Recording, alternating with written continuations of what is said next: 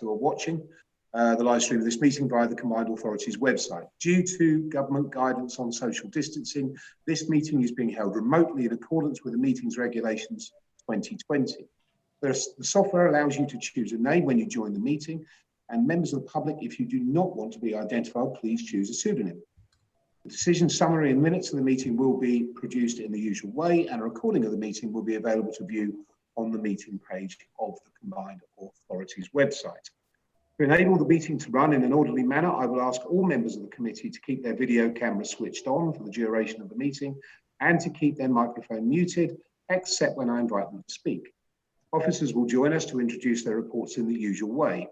Any members wishing to speak or ask questions should indicate this by clicking the raised hand function on the right-hand side of their screen. When I invite you to speak, please unmute your microphone, ask your question, and then mute it again to allow the officer to respond. As with all new arrangements, especially those involving new systems, there is always a risk that we may run into technical problems. I would ask for your patience should we do so. And I remind members and officers that all virtual meetings are recorded, and the recording has begun on this meeting. Members, I will begin by calling the names of all members of the committee to establish your presence. Please confirm. Councillor Ian Bates. Present. Councillor Peter Hiller. Yes, present, Mr. Mayor. Councillor Nikki Massey. Present, Mr. Mayor. Councillor John Nish. Present. Councillor Joshua Schumann. I don't believe he's here yet, so we will await Josh. Councillor Chris Seaton. Present. And Councillor Aidan van der Beer. Present. Thank you. Would the Democratic Services Officer report any, I don't believe there are any apologies for absence, so none received, Mr. Mayor. And does any member wish to declare any declosable pecuniary interest or non-statutory declosable interest? Please click the raise hand function on the right of the screen. There are no declarations of interest. So item 1.2 are the minutes from the 9th of September 2020. We've been asked to approve the minutes of the meeting on the 9th of September 2020 as a correct record. Can I ask if any member who does not agree with this proposal to click the raised hand function on the right of the screen now? Okay, and I see no objections to the proposal to approve the minutes as correct record, so we will take that as carried. Item 1.3 is the Combined Authority Forward Plan, and we are asked to note. Any comments, please? So we move on to public questions, item 1.4, and we've received 2 public questions that have been accepted related to the CAN. The first is from Mr. Edward Lee. Mr. Lee, thank you very much. You're welcome. You're not quite joined us yet, so I'm waiting your face to pop up on the screen. I am actually present. I'm not sure whether there's a video option on there. Okay, well, we can definitely hear your dulcet tones, Mr. Lee. All right, thank you. You have 3 minutes. Oh, there we are. We can see you as well, which makes things all the better. You've got 3 minutes with which to ask your question. Right, sorry, I'm just bringing it up for me now.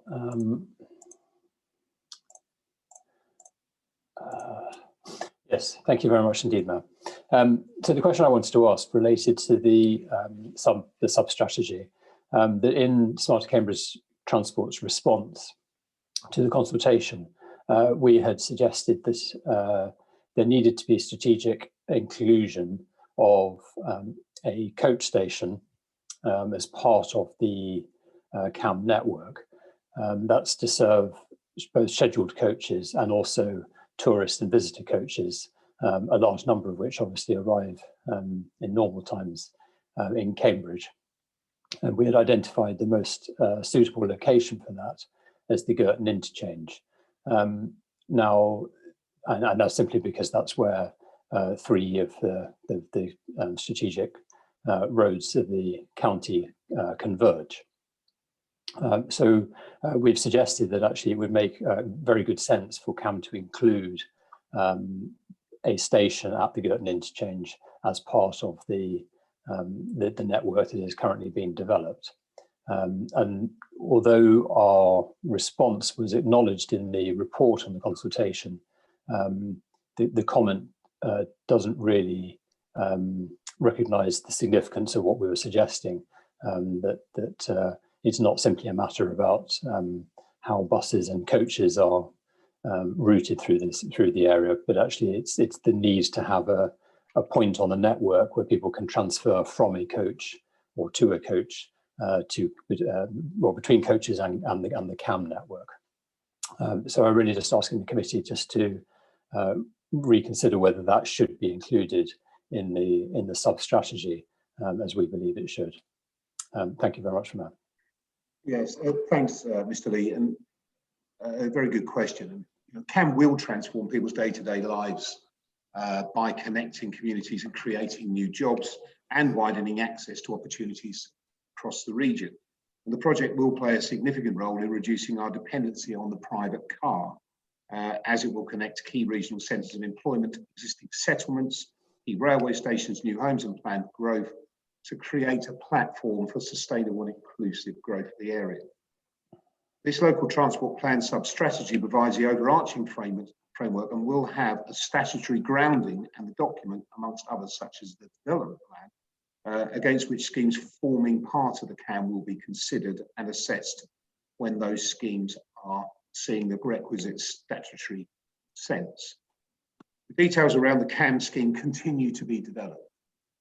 The state comments provided by Smarter Transport, specifically in relation to the links to the coach station and a park and ride, have been fed into the development work, and at the appropriate points in the scheme's programme, extensive public consultation will be undertaken where further feedback will be sought. So that's the official answer. What I would say, Mr. Lee, is that we are listening not just to yourselves, but to the general public. The work that we put forward on the Northern Route is a response to the views of the public and parishes along the area of this section of St Neots to Haverhill. My personal view on park and rides is they're a bit 80s, and I don't want to surround Cambridge with huge car parks, because I think that does nothing to encourage people out of the car. If we're going to build a transport network across Cambridgeshire, putting big car parks on the edge of Cambridge isn't going to encourage people out of their cars. And you will know, because I know you study transport, those large car parks at tube stations across a ring of North London have over the last 10, 15 years been steadily decreasing in the aim to get people onto the train network to then feed into the tube network. And so we have to consider, your points around coaches are well made.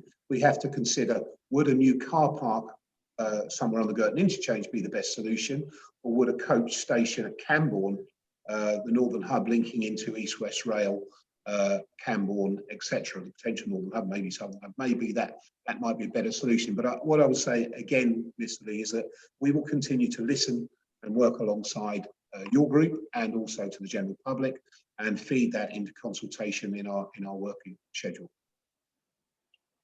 Thank you, ma'am. Thank you very much. The second question is from Dr. Marilyn Treacy. Mr. Treacy, Dr. Treacy, sorry, apologies. Dr. Treacy, thank you for your question. When you're ready, you also have 3 minutes.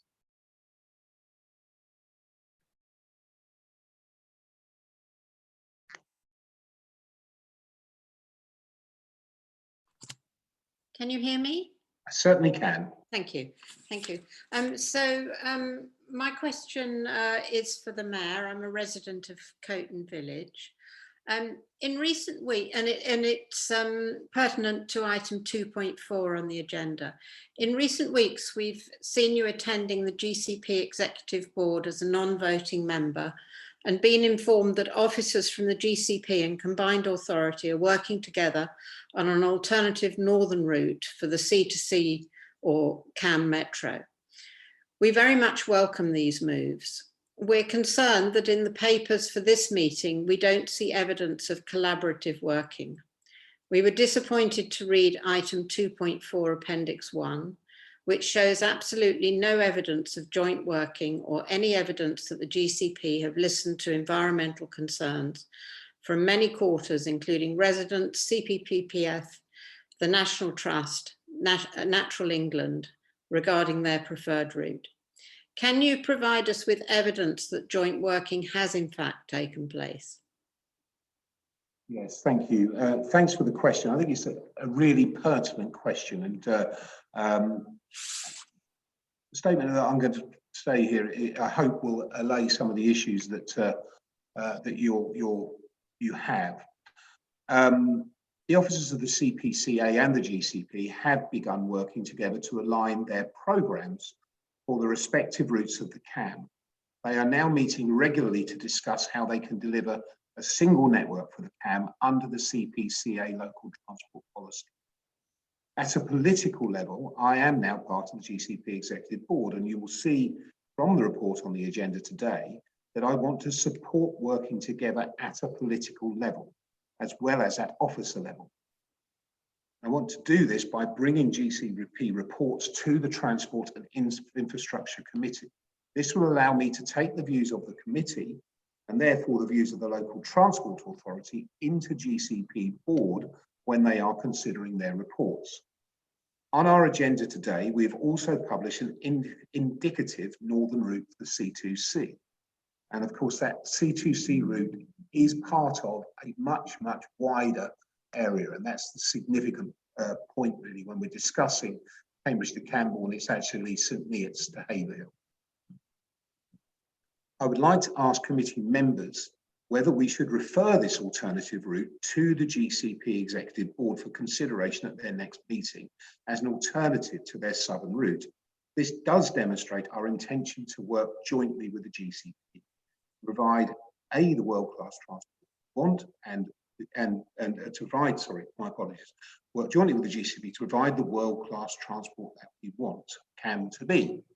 And I hope GCP will match this ambition and work with us to assess and implement this route option as quickly as possible. Thank you. Do you have a supplementary question, Dr. Teresa? No, thank you very much. Okay, thank you very much. So we now move on to 2.1, which is performance and finance report. And could I ask Gilla and Roberta to introduce the report? Thank you.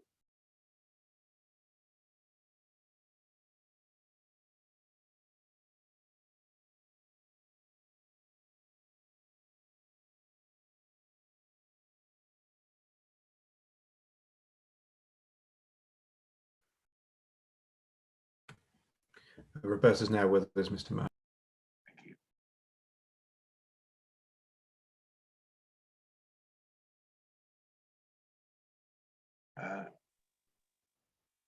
Oh, hello. We are, Roberta. Welcome. Yeah, apologies. I was under the impression Gilla would also be joining to do the finance element, but if I start off with the performance element myself, hopefully he'll be able to join. Yeah.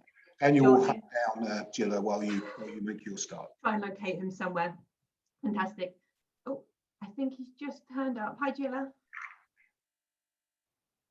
If I start though, good morning, members. So the budget and performance paper is the regular update that the committee receives on a regular basis. The performance element at the end of this report has been taken from the September monthly highlight reports, and you can see the standard RAG rating graph that's been pulled through, and that again is from the September reports. The metrics at the top of the appendix on page 1 have been matched up with the board report as well, and they were last taken to the September board meeting. Also, as requested, page 2 includes a range of transport specific metrics. So that's the budget update. Gilla, can I pass over to you, please? Gilla, would you like to come in as well? Thank you. Yeah, good morning all. So these accounts have been made up to the end of September, which include the actuals as well as the accruals. So in terms of the revenue budget, just a couple of new additions that have been approved by the board in September. Bus review implementation to fund new short-term innovation trials. was approved, and there's a separate paper which will provide more details. Likewise, with the CAM programme, additional 4 million released in September to continue the work on the delivery and strategy, as well as the client-side advisory. And again, a separate paper is also will be presented to provide more details on that. Moving down to the capital budget, just one new addition in September, which was the A10 dualling OBC stage. So that's been approved. We're just waiting for the DFT to confirm their contribution on that. Apart from that, we've got a few projects which are due to complete and provide some savings over the next few months. And also moving to the third table, which shows the subject to approval budgets. So these are all budgets that have been ring-fenced for these projects. The one to point out here is the Ely Area Capacity Enhancements Project. So the future phase of that project will be funded by DFT, and therefore we'll be removing that from the CPCA budget. And that's it from me. Happy to take any questions. Okay, members, any comments? Okay, so there doesn't seem to be any comments, or there don't seem to be any comments. So there seems to be a general support, a general consensus report of the recommendations. So I propose to take the recommendations forward as agreed. If anybody is vehemently against this, wave your hands at me frantically. No, so that's unanimous, and thank you very much. Thank you, Roberta. Thank you. We move on to item 2.2, the LTP CAM sub-strategy. Could I please ask Tim Bellamy to introduce the report? Tim. Good morning, members. Good morning, Mayor. So this paper is around the CAM sub-strategy, an update regarding the consultation feedback, and also agreeing the amendment to that sub-strategy for recommendation for approval at board. The background, members will probably remember, was we brought a paper back in March for the committee, and following this we went to consultation between May and July, and we've had significant feedback, and one of the appendices details the feedback we had on the sub-strategy. But in general, there was overall a strong agreement with the objectives, with 67% strongly agreeing and or agreeing with the objectives, and just 10% disagreeing with them. But in overall, there has been some updates to the actual overarching strategy, one of which is clarification on for policy to give more context to the document, removal of the programme section, some minor narrative amendment for mainly grammatical issues or for further explanation, and we have updated the map because we realised there was an error in that, and that was through feedback from the consultation. So this document will be the statutory grounding by which the scheme will be benchmarked. Any scheme that form part of CAM will be considered going forward. There are, as I said, there are 3 appended to the report. One is the revised strategy itself, one is the consultation feedback report, and one is a summary of the responses of how the combined authority has responded to each comment. So yes, I commend the report and the sub-strategy to the committee. Tim, I've got Councillor Massey straight in with a request. So, Councillor Massey. Yes, thank you for that. I just have 2 questions, and they interrelate really. We're looking at paragraph 2.12, and we're talking about the feedback from the Greater Cambridge Partnership. I'd like to have some information about where that response can be found, because it references that the GCP has sent some feedback in, but there's no reference to that in the appendices, so I can't see what that response was. So are we able to have that? Number 2, the question in paragraph 4.2 it states that the legal section states that the Greater Cambridge Partnership, the GCP, as a joint committee of the County Council, City Council, South Cambs, derives its authority to exercise transport functions from the transport delegation granted to the County Council by the combined authority. A bit of a mouthful that, but you follow. My question is, I'm led to believe that that statement may be incorrect. So I'd like to get the legal officer to give us the written confirmation on the position on that, if we may.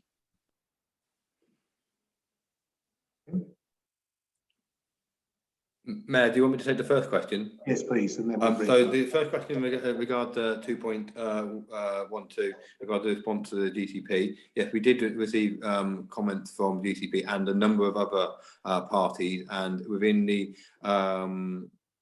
one of the appendices, I think the third appendix, that we have tried to capture all of those comments, but also tried to make sure that they were sort of neutralised so that we couldn't assign people to them for data protection reasons.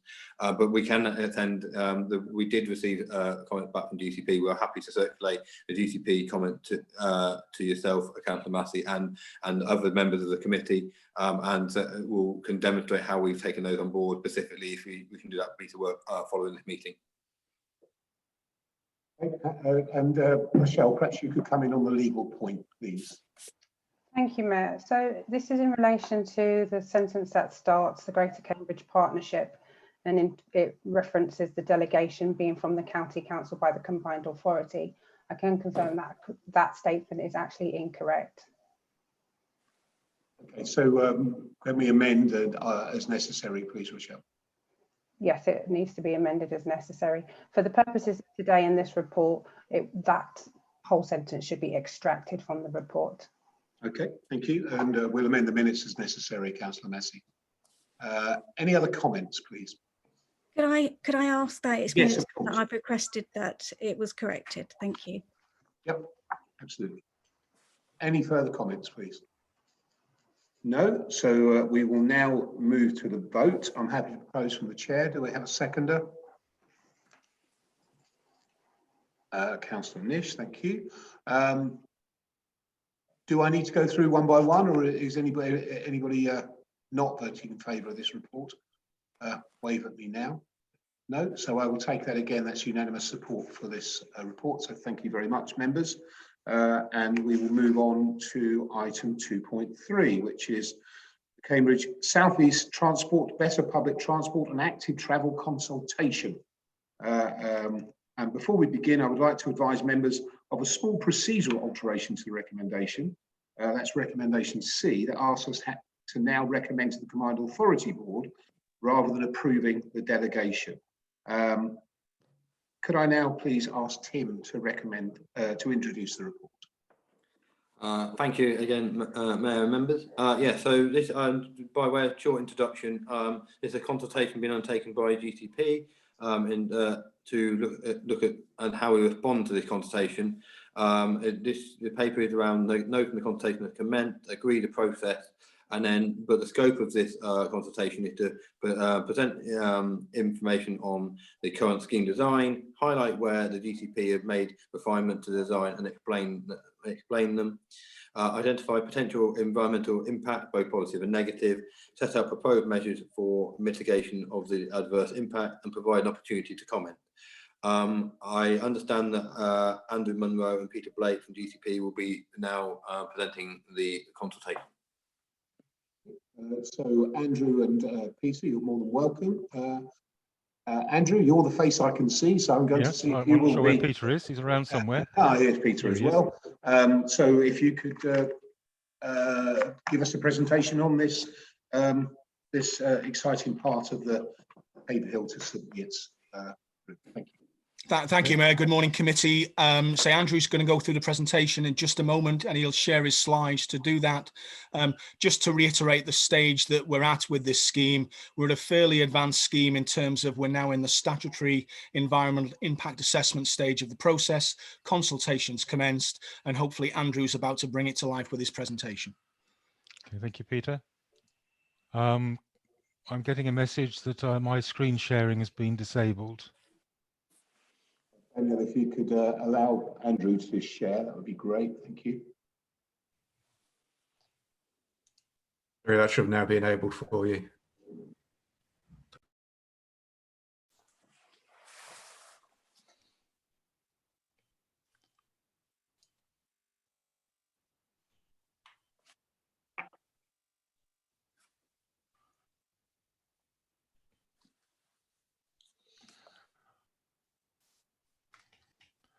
So can you see the slide on the screen? We've got 2 slides at the moment. Yeah, I'm just working out how to switch that. That might be better.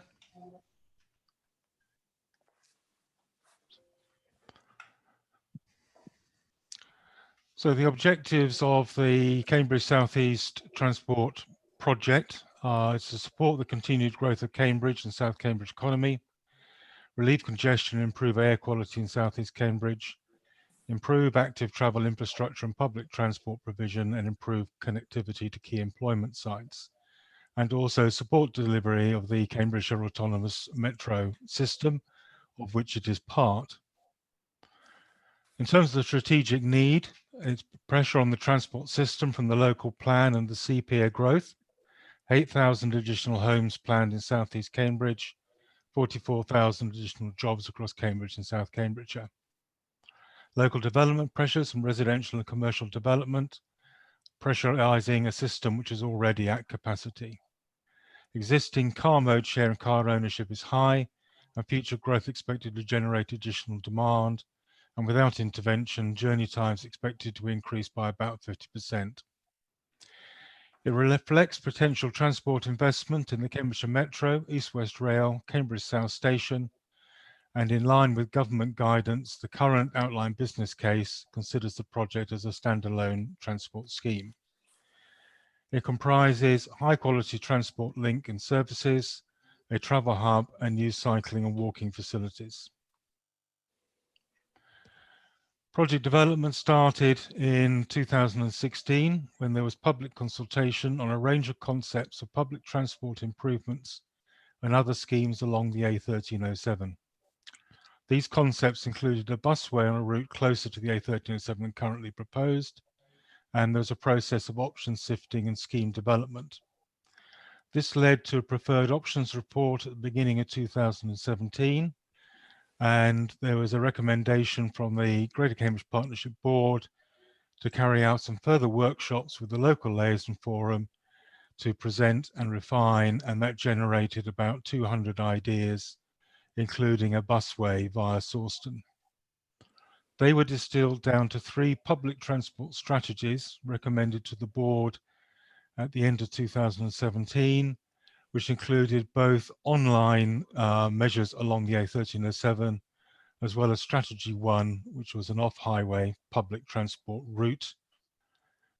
At that point, CAM was announced, so the consultation in 2018 was based upon the proposals for CAM, and in 2018, further assessment of options was carried out, and public consultation on 3 public transport strategies, including Strategy 1.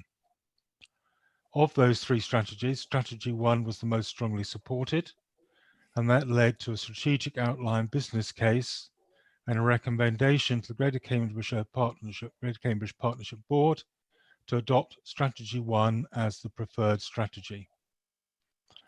In 2019, there was further work with the local liaison forum on travel hub locations and public consultation on more detailed route proposals and the locations of travel hubs. That led into 2020, an outline business case and a preferred recommendation for an preferred option that went to the Executive Board in June of this year. We have currently started a couple of weeks ago consultation on the environmental impact assessment. This is the preferred route. If you can see my mouse, here is the biomedical campus. This is the existing guided busway out to Trumpington Park and Ride site. This is the link into the biomedical campus. There's the proposed Cambridge South Station. We connect into the end of the existing guided busway. Segregated and dedicated route along Francis Crick Avenue, emerging from the campus, following the railway line, and then going around Great Shelford and Stapleford, stops at both, then across the north side of Sawston. These pink areas is consented development land currently under development, and then linking up to a proposed travel hub next to the junction between the A11 and the A1307. The blue lines represent the potential for intersecting and communicating bus services.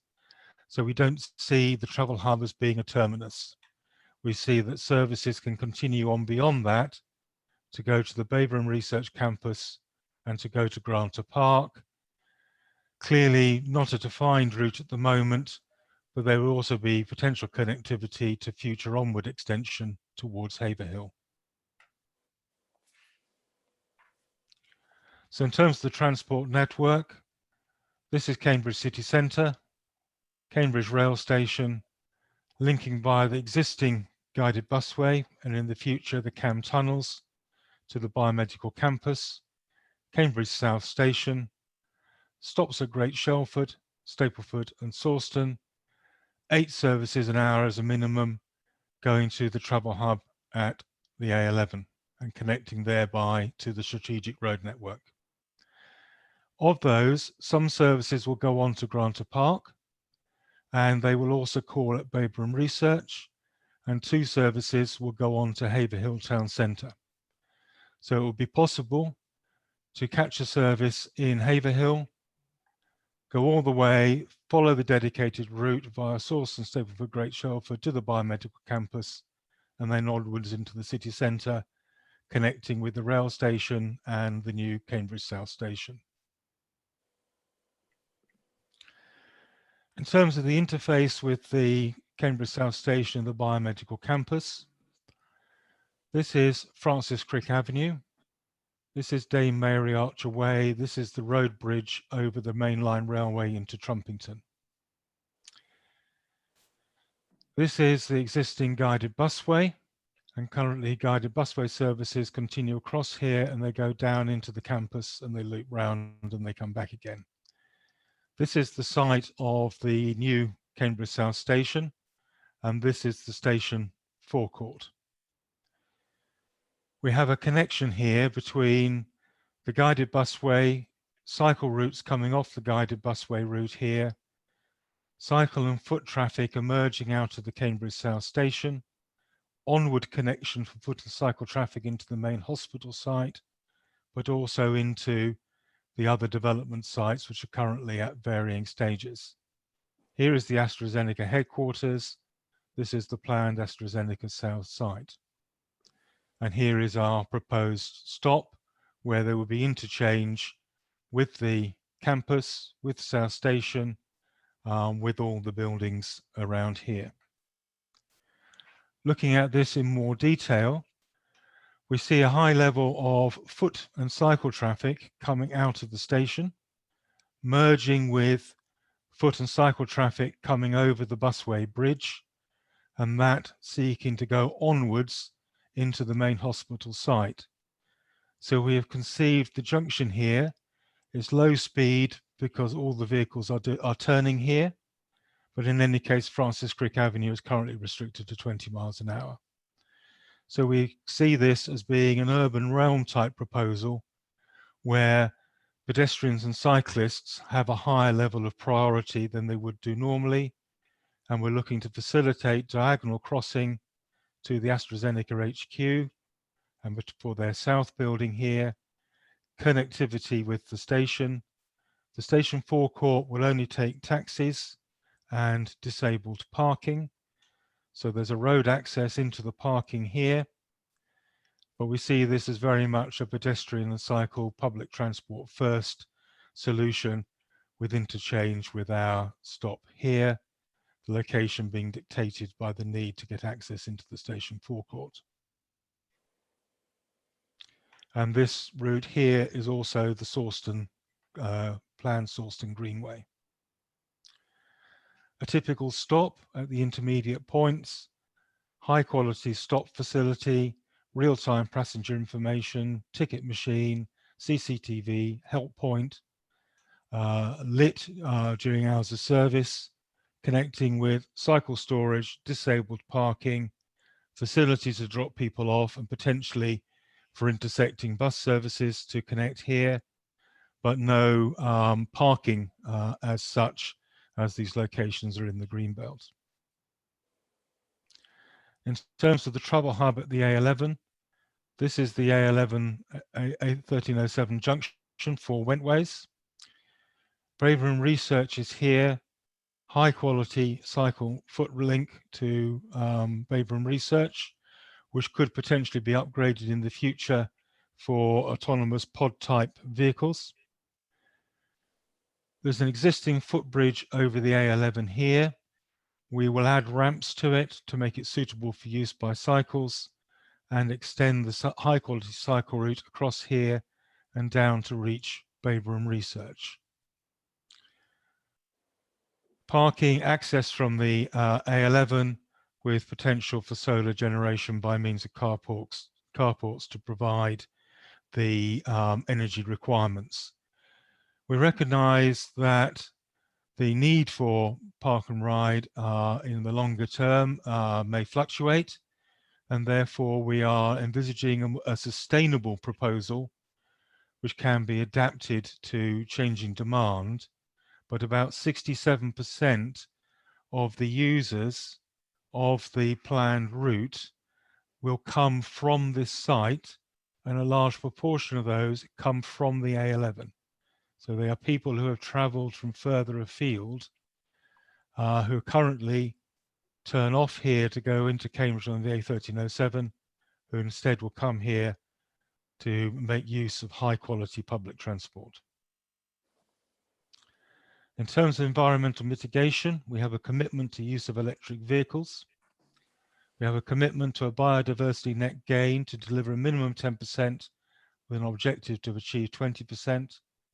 We're committed to preserving and enhancing the Nine Wells Nature Reserve and Hobson's Conduit, to providing extensive planting and creation of linked recreational and natural points of interest, a linear park with which we're working in association with Cambridge Past, Present and Future.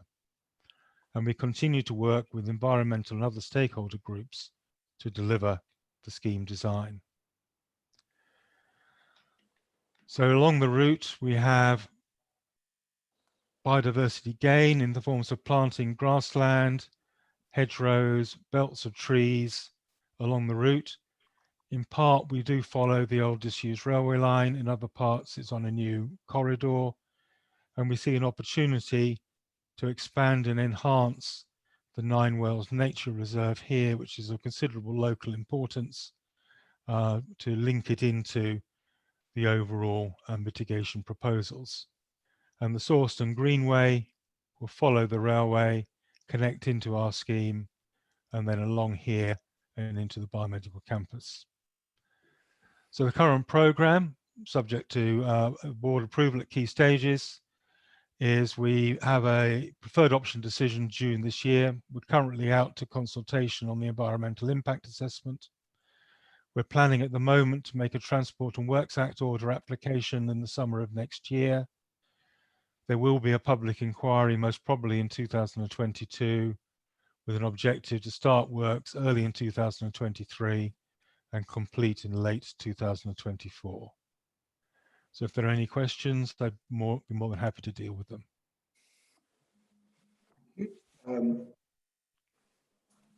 I'm just going to bring up the members. Yes, members, questions, please.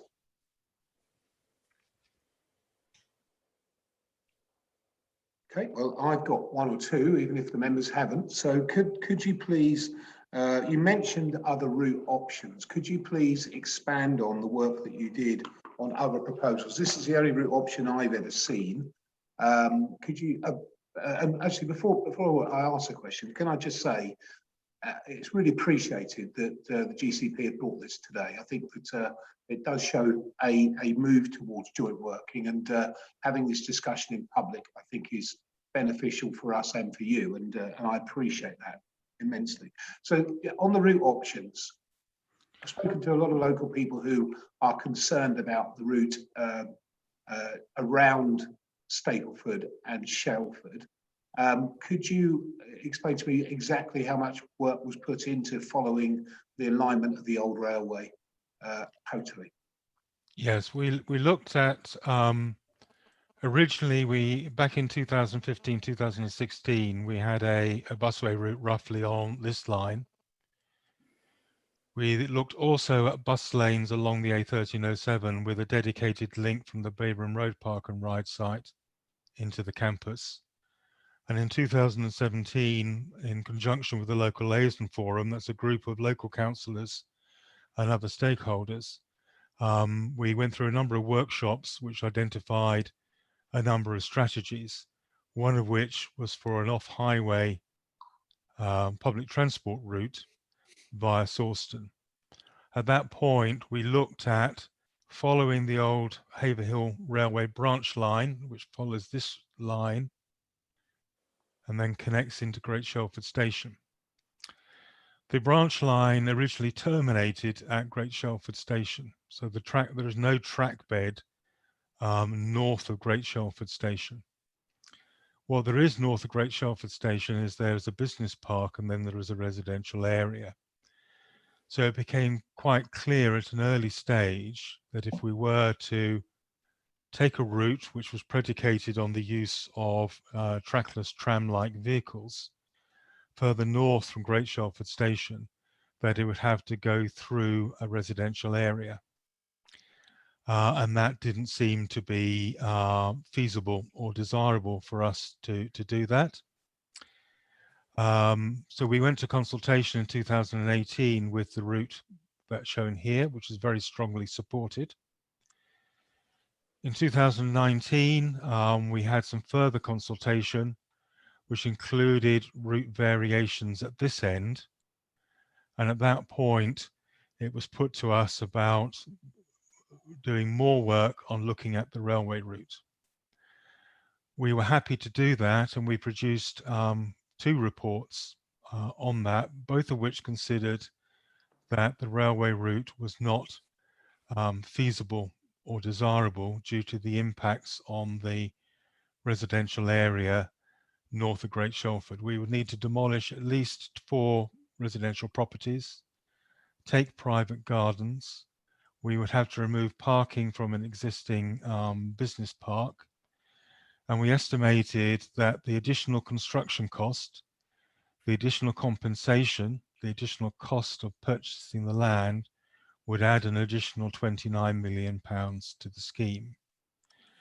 We did do some modelling on it, and we found that the extra journey time would reduce some of the demand from the A11 end of the project, while leading to some additional demand from Great Shelford, but they essentially balanced out. So our conclusion was that the route via the railway, because it would require sharing a section of residential road, did not comply with the CAM objectives for dedicated segregated transport routes, and it would incur a great deal of additional cost and as well as significant local impact. The stops here, although they are admittedly, and we totally accept this, some distance out from the communities they serve, they do, we have based this on research done on the guided busway and parameters used in London by Transport for London. They do bring within reach of high quality public transport people who are not currently within a similar level of reach of Great Shelford Station. So it does add to the opportunity. But we do recognise that this is a route through the Greenbelt. We've done a Greenbelt assessment that has concluded that it constitutes minor to moderate harm, and the majority of that harm comes from the travel hub here rather than the route itself. So we're committed to extensive mitigation. I think it's true to say that if we felt that we could use the railway route, we probably would be. Okay, I've got a couple of people to come in behind me as I've got the floor at the moment. I'll ask the questions that I was going to ask. The car park this park and ride scheme is, could you tell me how many spaces there are, please, at the A11 end? There's provision for up to 2,500 spaces. That's based on future demand, which includes demand restraints in Cambridge and other sources of demand. So full build out of the biomedical campus to the phase 2 and phase 3 sites, as well as development of other locations. Initially, we may only need to build less than that. Our objective has been to identify a site with potential to be expanded. And I referred earlier to our approach to come up with a flexible solution that can respond to changing demand. Thank you. And I'm slightly concerned about the blue lines at the top. And you're not going to Baber or Granta Park, but you've alluded to the fact that you might be able to. Would there be any way to firm up a route that does take in Baber and Granta Park? You know, and I suppose this is a difference between where what we want to achieve with Cam Metro as a public transport system that links all the science parks, and obviously what you're building here is a park and ride into Addenbrooke. So there's a slight difference. So I'm not suggesting that you should completely blow up what you're doing at this end, but it would the A11 end, but it would be for future use of this system a solution that gets people to Granta Park and Baberham and allows, you've already mentioned, and I appreciate the mention of onward travel to Haverhill, which is so important. But it just, the red line at the bottom of Granta Park coming from Haverhill, that makes sense.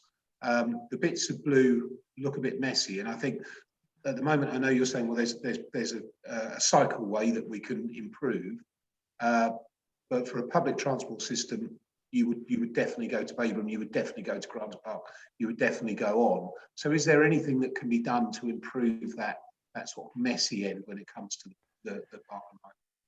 We've been looking at the possibility of sort of future mobility connections. But in any case, we don't really see the travel hubs being the terminus. So the services will go on to those locations. They'll just do that via the existing network. So the existing Newmarket Road, the old A11, is relatively underused, for example. So there would be very little congestion on that. We have talked to both Granta Park and Baberham Research. They are both very happy with the proposals. Both are secure campuses. They have a gatehouse. They have a gatehouse security system. So access to the campus is actually limited. It's security controlled. So one thing Granta Park said was they didn't actually want public transport coming onto their site. So we have seen the need to connect to both of those, and we think the solution we've come up with is the optimum one, while still allowing for future extension to Haverhill. The A11 is a potential barrier, particularly the A505 A11 junction and the developments here. And the land south of Baberham Research is protected parkland from when this was a country house. So there are challenges with actually routing via both. We did look at routes which went up here and also a route more on this line and evolved that this one was the best performing option. But we are providing for onward connectivity, and both those are within relatively easy walking distance and certainly easy cycling distance. Thank you. Councillor van der Berg. Yes, thank you very much. I think it's, this presentation is very welcome. It's very helpful to do this in public to a wider audience. And to be able to discuss this, and it's also, I think, very good to do this during a period of consultation, so that then input can be integrated as best it can. On that point, are we proposing as either this committee or the combined authority more broadly to respond to this consultation? And if so, I think we'd need to sort of have something more to consider in advance. Probably the timings don't allow us to revisit this. Which does slightly relate to the proposed change to the term of reference, which we're going to be discussing in the next item, which, as I'll explain, I don't think it's quite the right way of approaching it. But if you are proposing to sort of have more structured input from the combined authority in this committee into what the GCP is doing, then this is a sort of a good example and a good test case. So yes, so my main question is how we are considering responding to this current consultation on this issue. So Rochelle will jump in and tell me if I'm wrong, but the consultation response has to come through the combined authority board. So points made in this meeting will be put into the combined authority board, and official response would go through the combined authority board. Okay, thank you. Okay, Councillor Nish. Thank you, Mr. Mayor. I think it's very welcome having this in open to the public, and I agree with Councillor van der Veer that had I seen it previously, I might have had a bit more understanding of this. And I also admit to not having complete knowledge of the actual area. But on general observations, I think the Mayor brought it up as well, is that some of the stops seem a little remote from locality, and I know that does make it difficult perhaps for current usage or potential current usage. But what I don't know is how does it link into future local plans for South Cambridgeshire and infrastructure and future expansion that they're looking at. I'm not aware of how that would link in because I don't know what the plans are for down that locality, but obviously it is something to be considered as to what else is likely to happen in those areas, and those stops might well be in the right place. That's all really just a general point. Thanks, Councillor Bates. Thank you, James. I was going to actually start with, I was involved with this back in 2016. And I must pay to the local liaison forum, which had workshops, and that was chaired by Tony Orgy, who I'm sure, James, you remember. And I went to some of the workshops where a lot of what has just been said was discussed and debated and changed, including about which routes were the most appropriate options. And I think there were 4 way back. Initially, actually, John, in answer to your question where those bus stops were, originally there were no bus stops. And I think at one point when we were having the workshops, people said, well, can't we put a bus stop there? And so that's how the bus stops came along. I don't know about the issues in respect of local plans. As I spent many a happy day in Babraham with research in connection with Papworth Hospital, so know it well. And obviously Granta is secure from that point of view with its main gates. The bits I was going to also talk about really were the jobs. Granta Park is planning on quite an expansion, not just in jobs, but also some houses as well. And you're right, James, it does look a bit messy when you look at it on the map. Okay, maybe that needs to be perhaps a little bit more explanation as to what is being proposed for that particular area, because it sort of looks a bit like a horse, actually, with rather long legs when you look at it. Okay, all I can say, James, is that this has gone through extensive workshops, extensive consultation with local forums. The one I went to, the couple I went to were actually in a school hall, and the school hall was full. Tony Orgy has done an excellent job in bringing the parties together along the route, because it's obviously it is a long route where from Babraham, and fully support it going on obviously to Haverhill. So I understand why it has to go to what I call the main board, James, that's really not an issue for me at all, and look forward to seeing what the actual consultation brings forward. Thank you very much. I have nobody else who's indicated to speak, so I'll go back to Mr. Munro and say thank you again. As I said, if we're going to have proper joint working, this is exactly the sort of thing the public would expect to see. The points I've made, as I said, are points that have been made to me by members of the public that I thought were worth raising in this forum, and there will be an official response through the Combined Authority Board as suggested, and we will continue, I hope, to work closely on the delivery of this part of the overall scheme. So the committee is recommended to the 3 recommendations A, B and C before you, members. Could Daniel, if you could lose the preferred route screen and put us back on the main screen, if you will. Thank you very much. So again, I'll say to members, if anybody's going to wave at me frantically, otherwise I will take the vote that I will propose from the chair. I'll ask for a seconder, Councillor Bates. As I said, if anybody is vehemently against supporting this, these recommendations, wave at me now. So there are not. So again, we'll take that as unanimous. Thank you very much indeed, and we'll then take that on to the Combined Authority Board. Item 2.4, Cambridgeshire Autonomous Metro Programme update. Kim Sawyer is going to take us through this. Kim.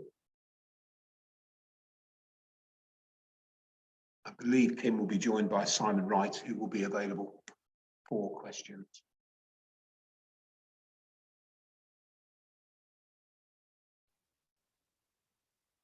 Thank you, Mayor. I'm also waiting for Simon Wright, who is joining me today. Good morning, members. I've been leading the CAM project on behalf of the Combined Authority since September of last year, and I was joined recently by Simon Wright to assist me with the more technical elements of this project. So Simon is here to answer questions today, but I'm going to open and introduce the report and talk briefly about the 3 key areas that the report discusses. And the first one is to give you a general update on the CAM project, and in particular on the company that we set up in order to bring the necessary expertise to the Combined Authority to deliver this programme. Now I'm going to talk to you also about the joint working arrangements with the GCP, and then finally about the alternative route proposal that is in the appendix to the report. So if I come back first to the company has now been established and set up. We have a chair, as you probably may know. It was widely reported that Lord Robert Mair, the world-leading tunnelling expert, has joined us as the chair of the board. We conducted some interviews earlier this week for a chief executive. We had some very good candidates, and we are hopeful of making a very positive recommendation to the board in November for that role. And over the next couple of days, Thursday and Friday, we will also be interviewing some non-executive directors who are going to bring a particular expertise in their area to the board and help support Lord Robert Mair as he chairs the company. The key programme of work at the moment is around procurement. As you know, there was quite an excellent report really from the TAC Group, and the TAC Group is a voluntary group of local university members and business leaders who came together to help us think about the way that we wanted to deliver our project and do it in an innovative way. And what they have suggested is that we can look at designing a system that hasn't yet been seen anywhere in the world. We can be global leaders in this, and they are confident that they can provide a solution which will help us deliver a different type of approach to a metro system for a small city, in effect. And they are looking at doing that through the green sort of zero carbon agenda, as well as looking at providing gains in technology through the autonomous vehicle. So we've gone out to procurement to look for somebody who can bring forward some new ideas about how we deliver that.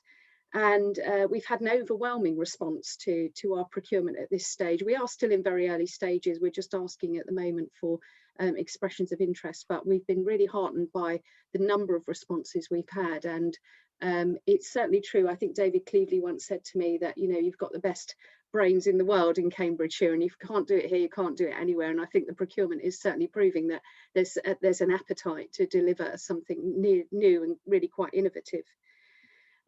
But all this does rely on good joint working, as the Mayor has been saying today. And so we have been working at officer level with the GCP.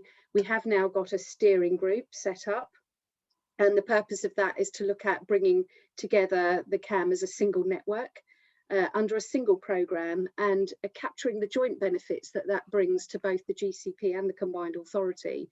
When we have that single programme, single network approach. And also we've been quite active in talking to the DFT about that programme-wide business case recently.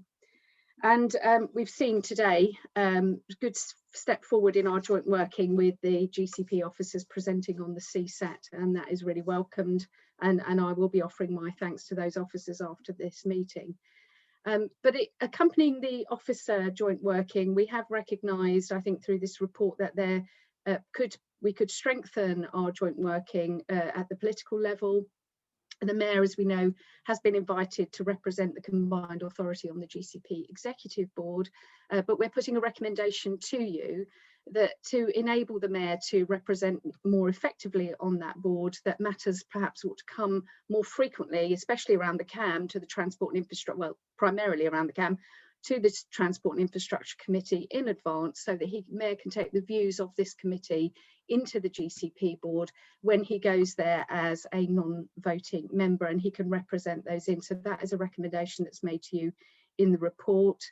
And then you also heard the Mayor say earlier that he wants to bring that alternative route that is attached as an appendix to the report to the GCP board in December, with obviously the consent of this board today. The alternative route came about because, as you may recall, there's been some history to this. There were some concerns raised by residents, which the Mayor has engaged with. And there was a report to this committee previously where we discussed compliance with the C2C sub-strategy of the southern route that the GCP were putting forward. And you've seen their response in the appendix to the report today. In discussing the concerns with the residents, the Mayor has asked us to look at whether there could be a possible alternative route to the north of the A428. And what we have done is attached an indicative route to this report for you to consider. And we are continuing to work and would like to continue to work with the GCP on a solution to that. I must just say at this stage that the GCP Chief Exec has raised some concerns with me about the way that we have presented their views in this report today, in particular the quote that's in the report about them asking for further investigations on a northern route. I think they've asked me to explain, I think that implies a level of acceptance around this northern route that doesn't yet exist. Their view is that they have in fact raised concerns about the validity of this scheme because it is more expensive in their view, and so therefore I'm going to ask Simon at this point to comment on that view. Thank you, Simon. Yes, thanks very much, Kim. Can you hear me? Yes, we can. Okay, great. Thank you very much. Good morning, members and Mayor, and thanks for that very thorough overview, Kim. So my contribution is that, yes, we have looked at this initial route corridor to the north for the reasons that Kim's raised.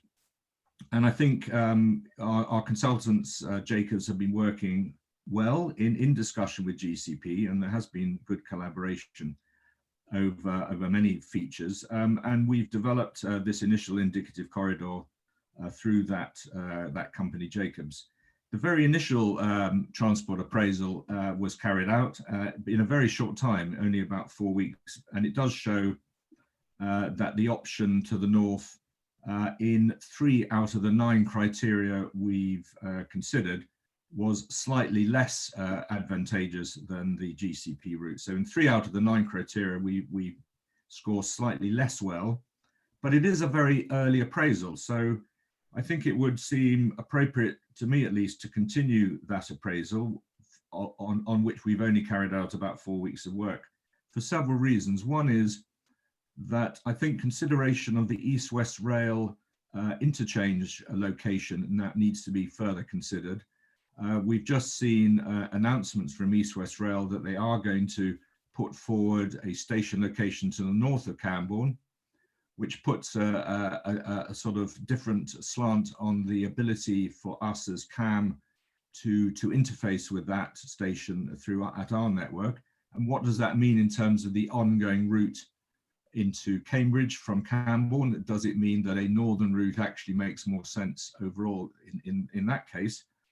And also that we have only had very preliminary conversations with stakeholders, and therefore the price or the cost that we've included for the mitigation of the environmental consequences of the northern route have only had very initial time spent on them. And, you know, for instance, at the American Cemetery, which clearly is a very important feature and one we're going to have to, you know, deal with very carefully, we've had very positive conversations with Matt Brown, the superintendent there, but of course that's at a very early stage as well. And whilst, you know, he hasn't indicated his agreement to anything yet, he has made very helpful comments about his willingness to continue to agree to the dialogue. And we may find that we can come up with more cost-effective mitigations in that area and, for instance, in the 800 Wood area.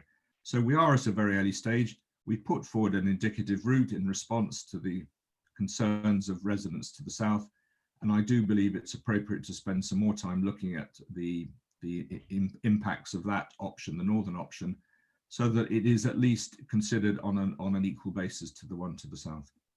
Thank you.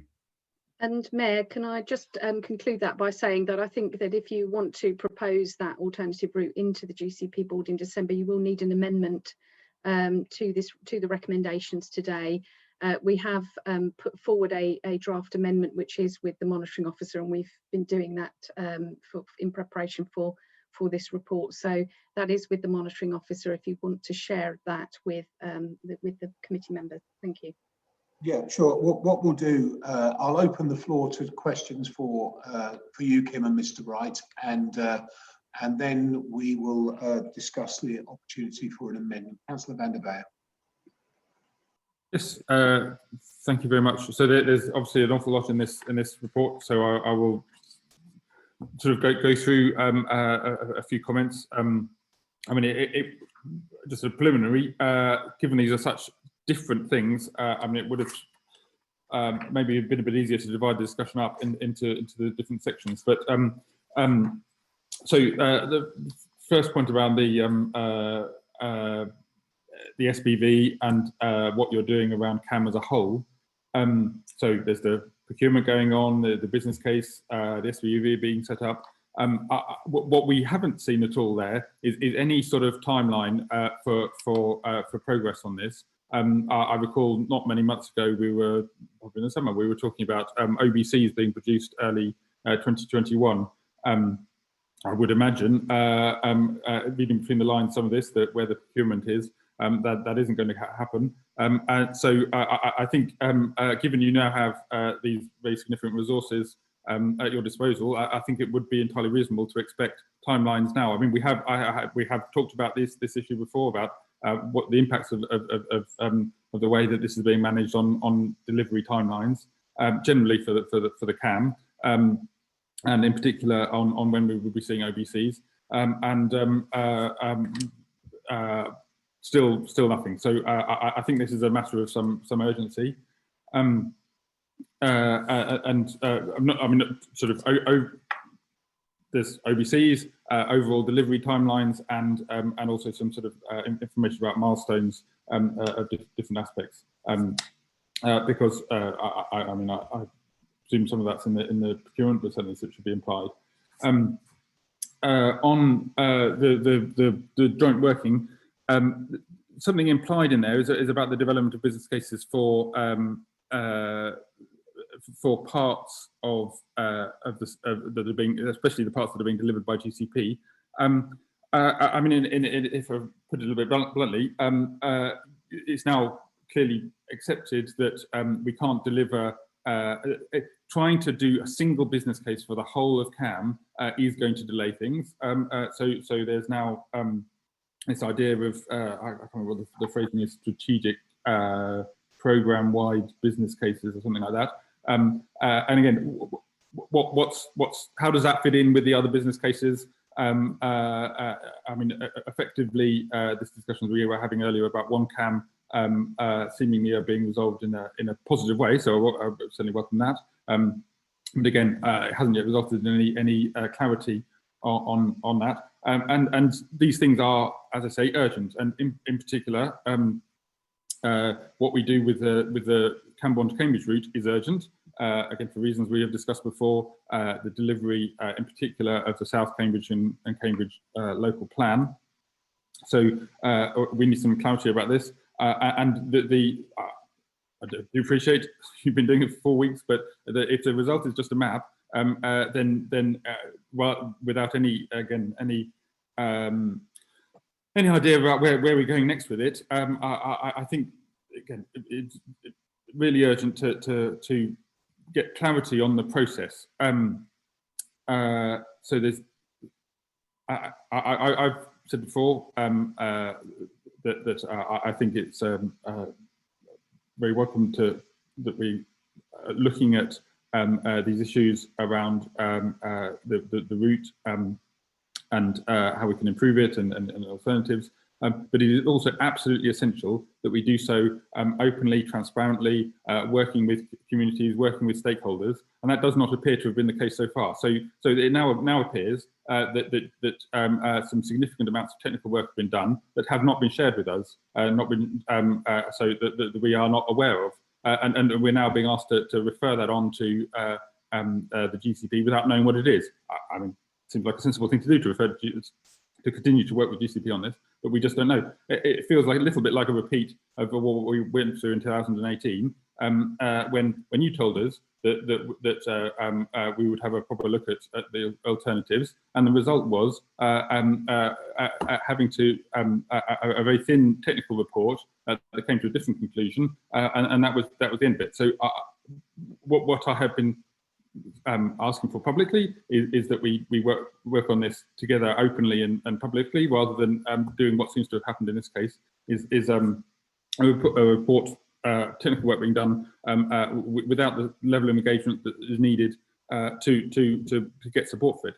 There's two sort of problems that I would like some sort of clarification around the process. One is how does this fit in with the necessary processes for approvals and consents, conducting it in this way? I'm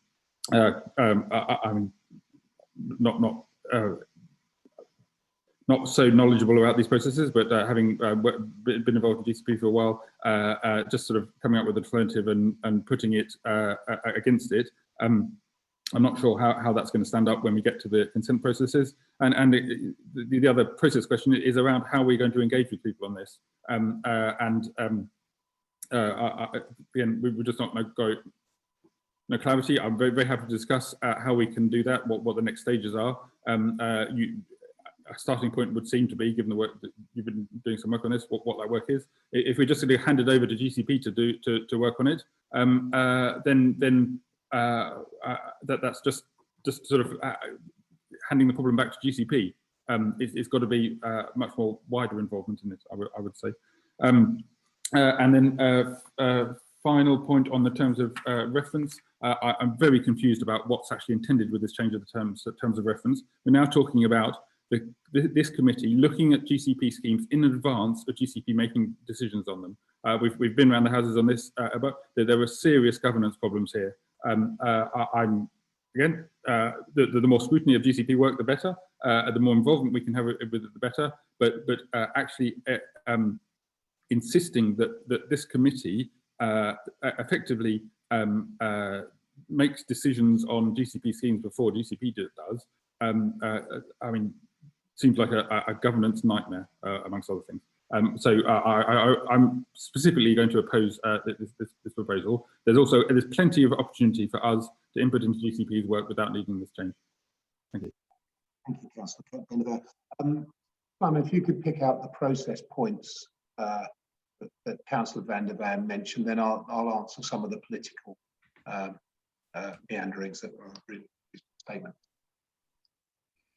Yeah, sure. So I was trying to capture what you went over. So on the business case question, I mean, we now have got some fairly good clarity around the process and procedures that we're going to need to follow.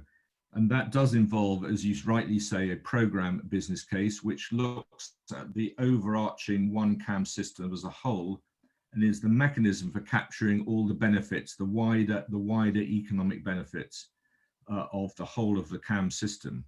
So that program business case sits across the whole, and that then allows the individual outline business cases to proceed in accordance with their current timeline. So it does not impact the ability for GCP to bring forward their individual business cases as they were originally planning to do.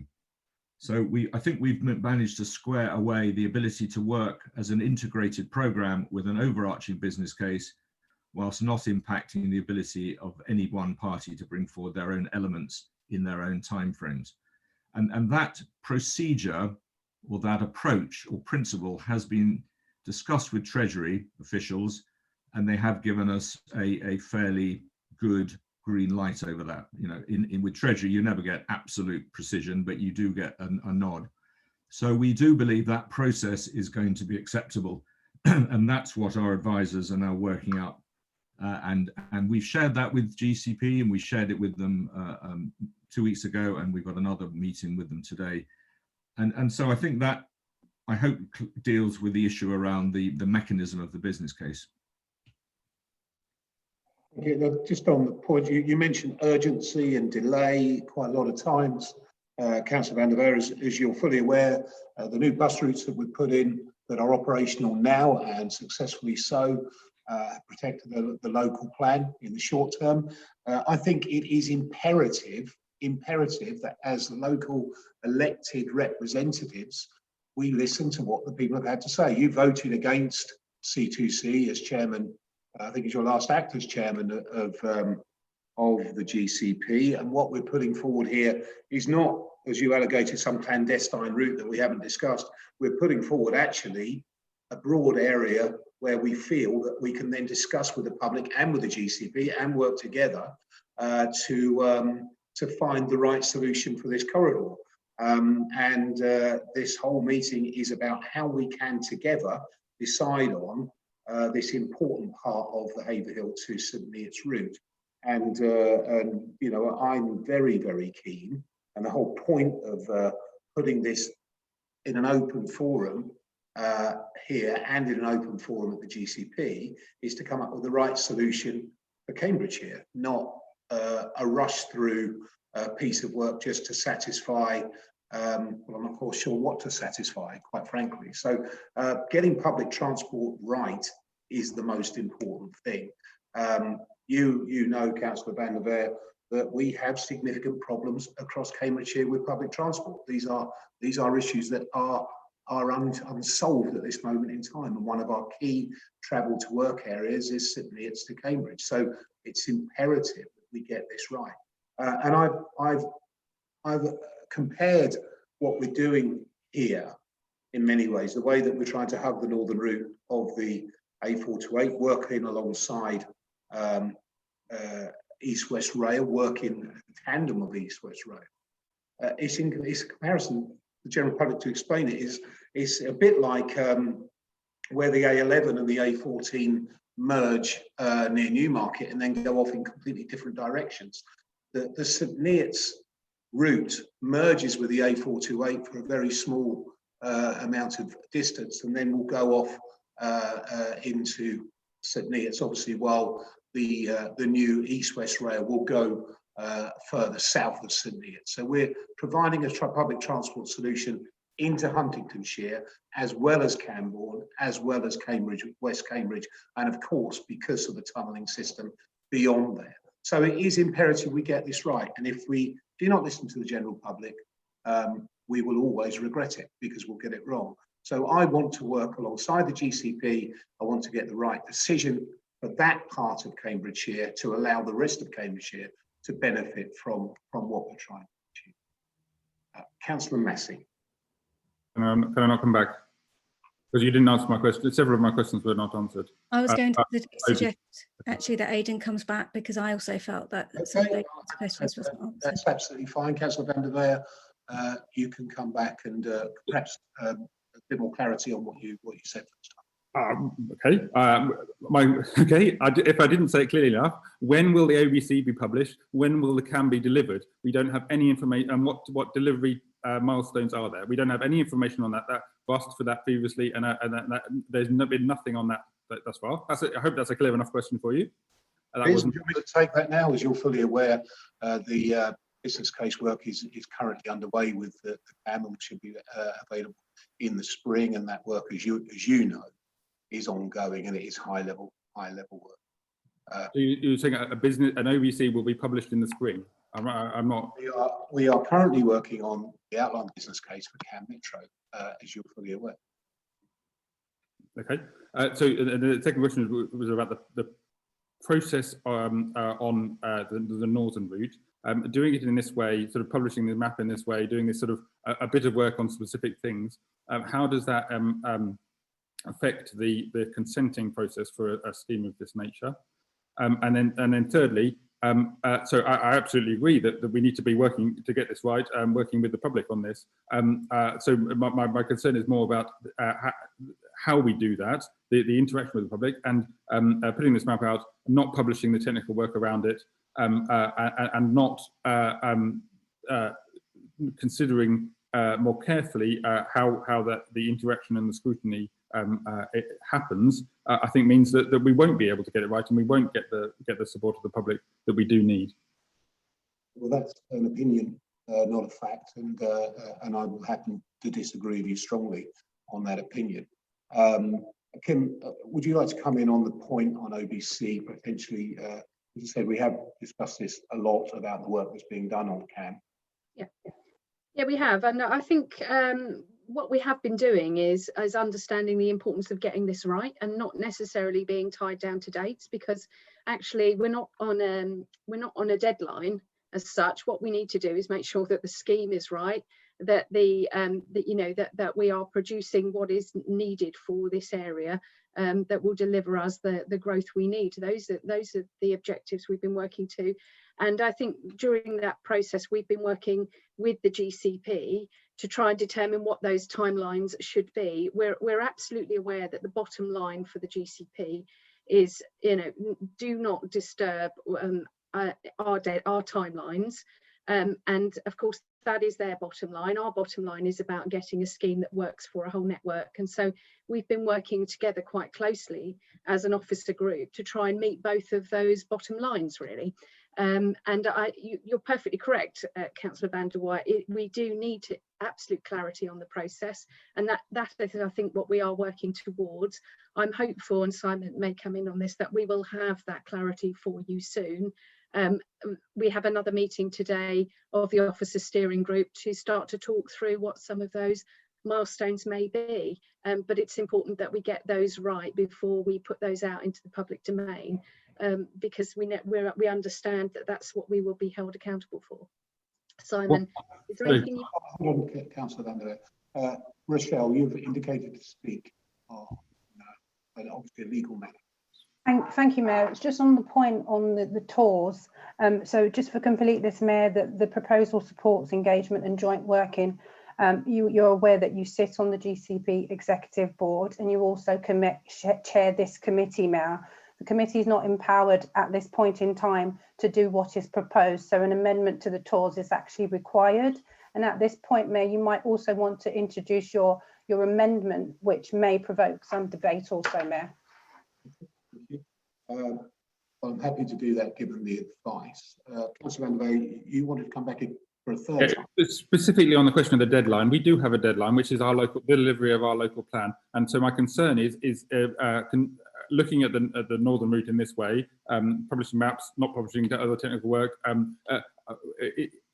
I need to have confidence that doing it in this way will deliver a scheme in time to deliver our local plan. That is our deadline, and so that's what the urgency I'm talking about. It's not a deadline for next week or next month or something like that.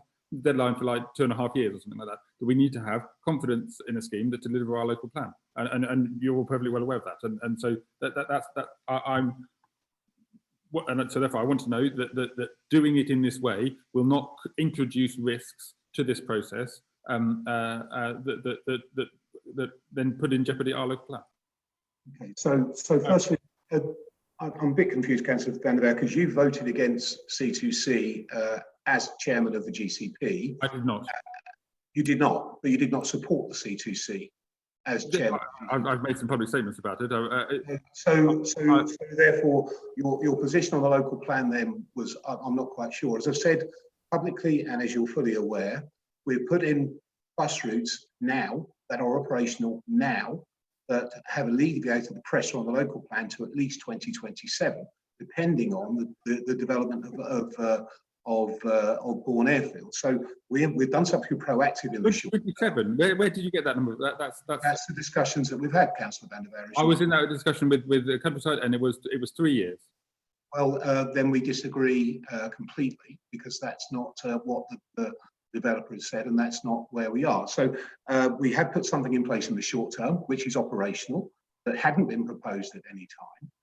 And I just think it is imperative that we get this right. And rushing it through on perceived deadlines, which don't actually exist, would be entirely inappropriate. I will bring forward the recommendation, and this is the amendment. This is I'm sure it's been circulated to you. It is item C, a recommendation C, and it says, subject to recommendation B being approved by the combined authority, we propose that the alternative northern route for the Camborne to Cambridge C2C section, as proposed in Appendix 2 to this report, be proposed for consideration by the GCP Executive Board in December to be adopted in preference to the southern C2C route. So that's the amendment as proposed. Councillor Massey has been waiting patiently for her chance to talk, and I'll introduce her now. Councillor Massey. Thank you. I would like to get a legal view on what you say is a perceived deadline that you think doesn't exist. So I don't necessarily want it now, if you don't have it, unless you have it now. I'm happy for it to come back to us a bit later if you need to go and do some research on that. But as far as I'm concerned, that the local plan has got deadlines set in stone, and so I would like to get the legal confirmation of that. So I don't need the response now if you don't have it, as I said. So you just thrown the amendment at me. So I'll speak to the amendment last, if that's okay. I'll make my comments on the other issues before. Like Aidan, I've got concerns that we've not seen the technical work that's underlying this report, saying that why it's the preferred route. So it would be something that we really would need to see. And if you are going to send it on to any other committee to view, they would also need to see that. Again, the timeline for delivery is important. We do need to know some goal. We need to have that goal, don't we? We need to have that timeline of review. The route on the map is clearly longer, and it does cross over different points where multiple trunk road crossings and other structures that would mean that you'd need to put a bridge, or you might have to go under, which would increase the cost significantly. And it does impact a lot of the other issues, like the American Cemetery, though I hear that you are in talks with the American Cemetery, and that's always a good thing.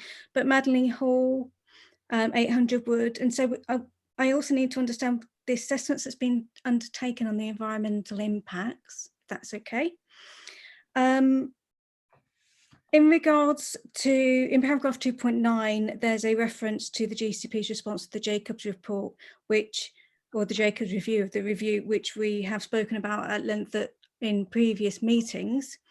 We know that the GCP has provided a response to the Jacobs review.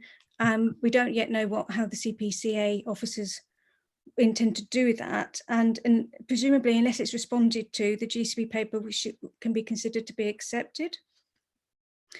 In regards, and then I'm moving on, so I'm going to ignore the amendment and I'll come back to that. But in regards to asking about altering terms of reference,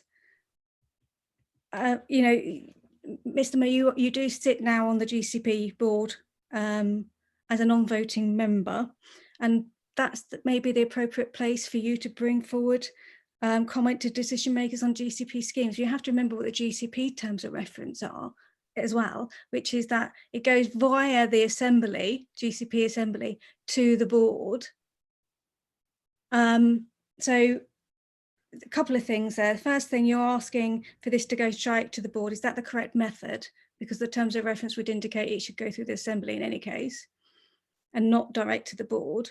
And number two, you know, the reason that you're on the board to be able to sit on the GCP board is so that you are linking the two. And it just seems like we're double working here. You're saying you want to have it viewed here, you want to have it viewed here. I've just got huge concerns on that. And I have to, because we've only just been emailed over the recommendation. Okay, so again, the recommendation is you're saying it to go to the GCP Executive Board. As I say, I don't think it needs to. I think we need to consider that actually the route might need to go to the Assembly first, and maybe that's something that needs to be discussed with the Assembly and the GCP Board Chair. Well, what happens with GCP and process is entirely up to GCP. What I'm asking this committee to do is recommend that we take this work to the GCP. How they process it is up to them, and I certainly don't want to get involved in GCP governance issues whatsoever. You know, obviously, GCP probably have done a substantial amount of work on the northern route, and that would be appropriate for them to share it with us, I believe. And you know, as I said, I'll say it again, and whatever we discuss here, we are beholden to the electorate. It is important to listen to the views of the electorate. The reason we're in this position is because A, the electorate were very, very, very uncomfortable with the proposed route for C2C, and B, the GCP board did not push through the C2C route. They voted not to do that. They voted to pause, and they voted to listen to what we decided and what we worked through from a combined authority perspective. As I said, this whole meeting, I've been holding out an olive branch to the GCP to find the right solution. It was fantastic, I thought, that we had the presentation on CSET, what they call the CSET, to this board on the consultation, and the points that were made, I'm sure we'll take on board and we'll go through and be discussed further at our board. If we're going to work together, we're going to work together to get it right. And ultimately, getting it right is the most important thing. Councillor Bates.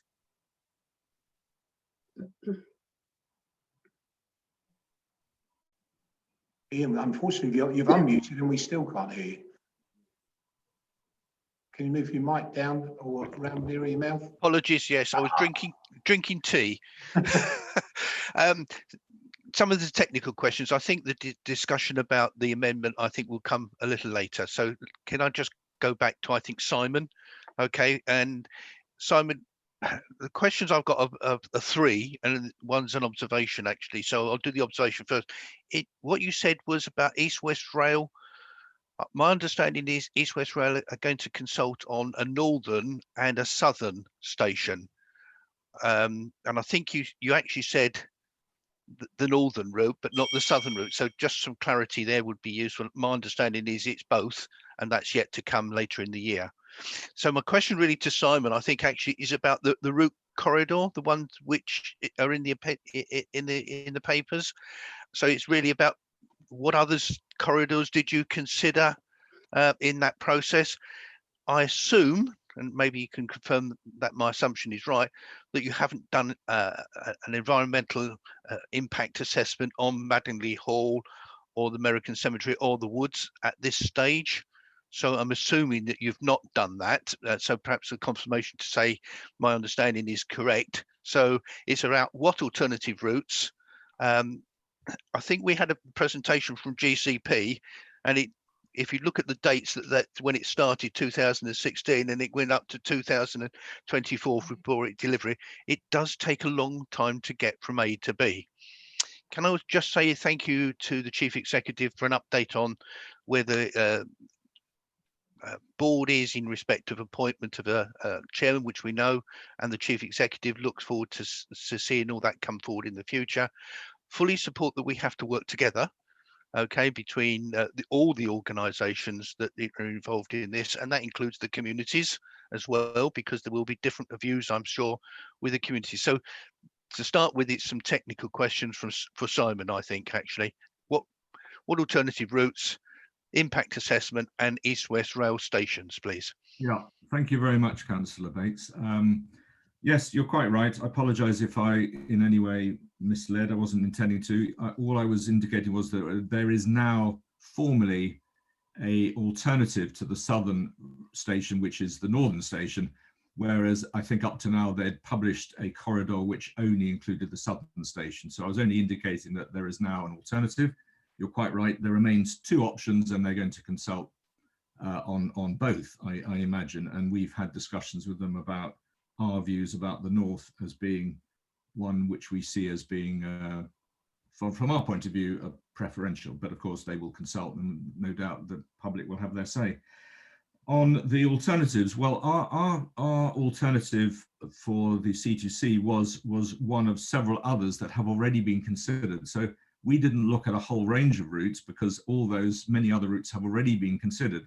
This was simply putting forward a very initial view of a corridor for an alternative to the north in response to the issues the Mayor has raised. And so, yes, we have not looked at other alternatives, although there are some sub-options in the north, particularly when we get to the West Cambridge campus end, as to how we deal with the very, tricky situation one hits. We're making there's no illusion at all about that this is straightforward and easy to achieve. All routes have challenges, and all routes have impacts and consequences. So we're not under any illusion about that. But we have looked at the primary route to the north of the 428 and a number of sub-options at the eastern end of that as you approach Cambridge and West Cambridge itself. In terms of the environmental impacts, the question, we've had some very initial desktop appraisals. We've not done field work, as you can imagine, in 4 weeks. You couldn't possibly have done that. You're right to point out that these things do take time. Clearly, any baseline investigations for environmental impacts have to be done in a seasonal way. So of course there are going to be issues around timing of bringing forward. If a northern route were to be taken forward, it would have to go through all of those formal assessments, and we completely understand that. In terms of what information has been shared, we have shared the technical reports with the GCP officers. They've seen everything we've got and as it was being developed. So there's no question of keeping anything back from them. But you're correct to point out that formal and much more intensive work needs to be carried out if this route is to be taken forward. Does that answer all of your questions? Yes, perhaps if apologies, can I just come back? Can that technical work therefore that you shared with GCP be shared with a wider audience, please? As far as I'm concerned, I mean, I look to Kim for confirmation, but yes, she's nodding. Yeah. Yes, yes, of course, we will share whatever the committee would like us to share. Of course, if there's anything confidential in there, then of course we will let you know it is confidential, but we are happy to share any information. Just to put a warning, this is the very initial work, as I said, that took 4 weeks to complete. So it is a very, very initial assessment. Simon, I do understand what you can do in 4 weeks and what you can do in 5 or 6 years. So I do fully understand. I think it perhaps comes back to perhaps the more information which is shared across the board. Do understand about some sensitive stuff that Kim's just pointed out. I doubt there's a great deal of sensitive stuff at the moment at this early stage, but happy for it to be sent around. I'm sure other members perhaps would like to see it as well. It is about the process that has gone through and therefore what evidence you've actually looked at. That's why I bring it to the attention of other people. Yeah. Okay, thank you, Councillor van der Beer.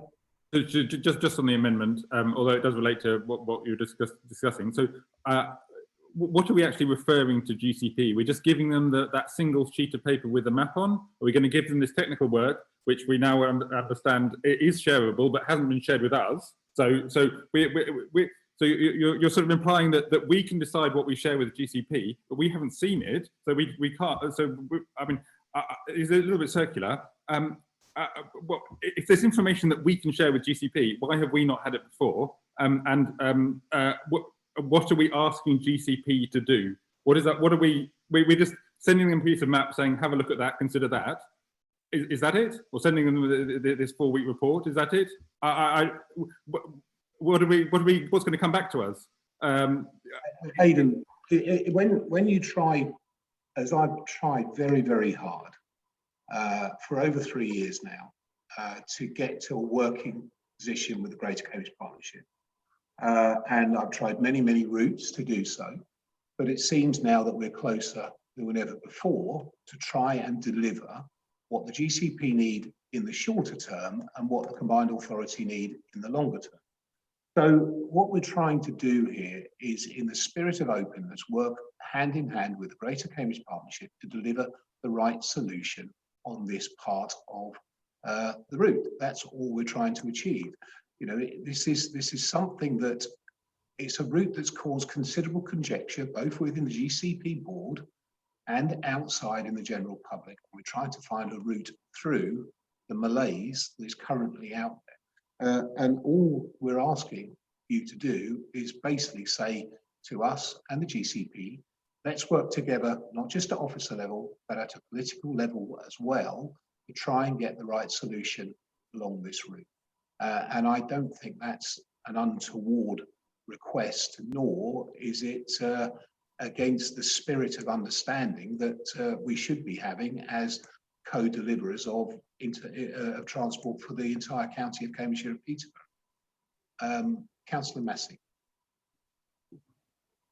I thought, sorry, Councillor van der Veer did say he wanted to talk on the amendment and he didn't manage to do so. That was my comment, was on the amendment. What are we actually referring to the GCP? And you still haven't responded to that. What are we asking them to do?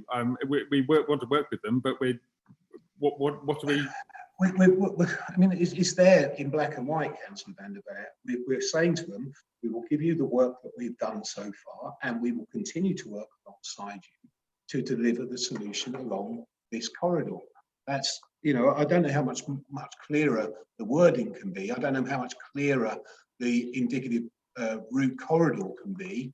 I think it's all there, as clear as day, as plain as can be.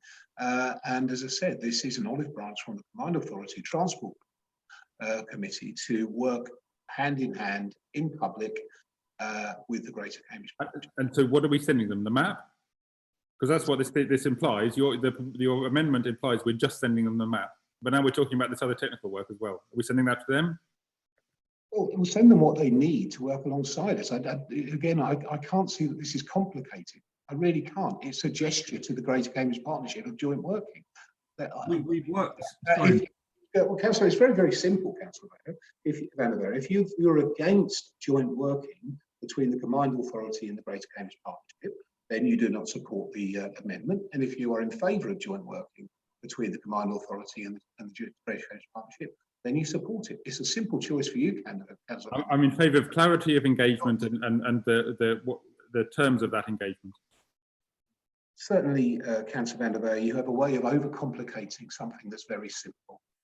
Councillor Massey, you've disappeared. Are you still wishing to? I'm still there, yeah.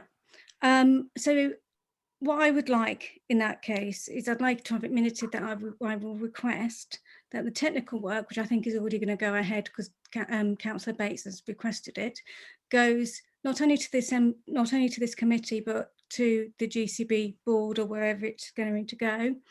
I'd like to also know what other route and corridor options were considered at that time. Was it just the one? As it was also mentioned by Simon, you know, previously it's been discussed that the reason why we're looking at the northern route is because we want to link up to the East West Rail site. We still don't know where the East West Rail site, and we're now being told that it actually might be in the southern part of it. In any case, in which case the northern route would have to come back down south in order to link up. Just wanted to highlight that. So to recap, the technical work, what are the route options? I'd like the legal aspect about in regards to the timeline to come back as well. I would like to have it commented about whether the route on the map is longer and whether the assessments has been undertaken about the costs and benefits of the additional route, or this preferred route rather. And of course, we've already mentioned the environmental impacts, and so I won't go over that because it was mentioned earlier. So in order for it to come back to any board, it needs to have the justification for the further expenditure of public expenditure for this preferred route, the technical work, the routes and corridors that were considered along the same time, and the legal clarity on the timeline and the environmental impacts as and when we can, because it's seasonal, etc., etc. Is that accepted? Well, I'll have to refer to Simon on that. Of course, I mean, we will share everything as it's developed. I mean, first of all, the GCP have seen the technical report, so that's already been, you know, we are working with them hand in glove. So since nothing that we've got that they don't already have at officer level. Secondly, yes, we have looked at the initial environmental mitigations on a very outline basis, as I said, from very initial discussions with some of the stakeholders, and those have been costed, and the capital cost of the northern route is higher than the southern route. And I said to you at the very outset that on that initial comparison, the northern route is not preferred in terms of 3 out of the 9 criteria. So it is less preferred, and we've been very open about that.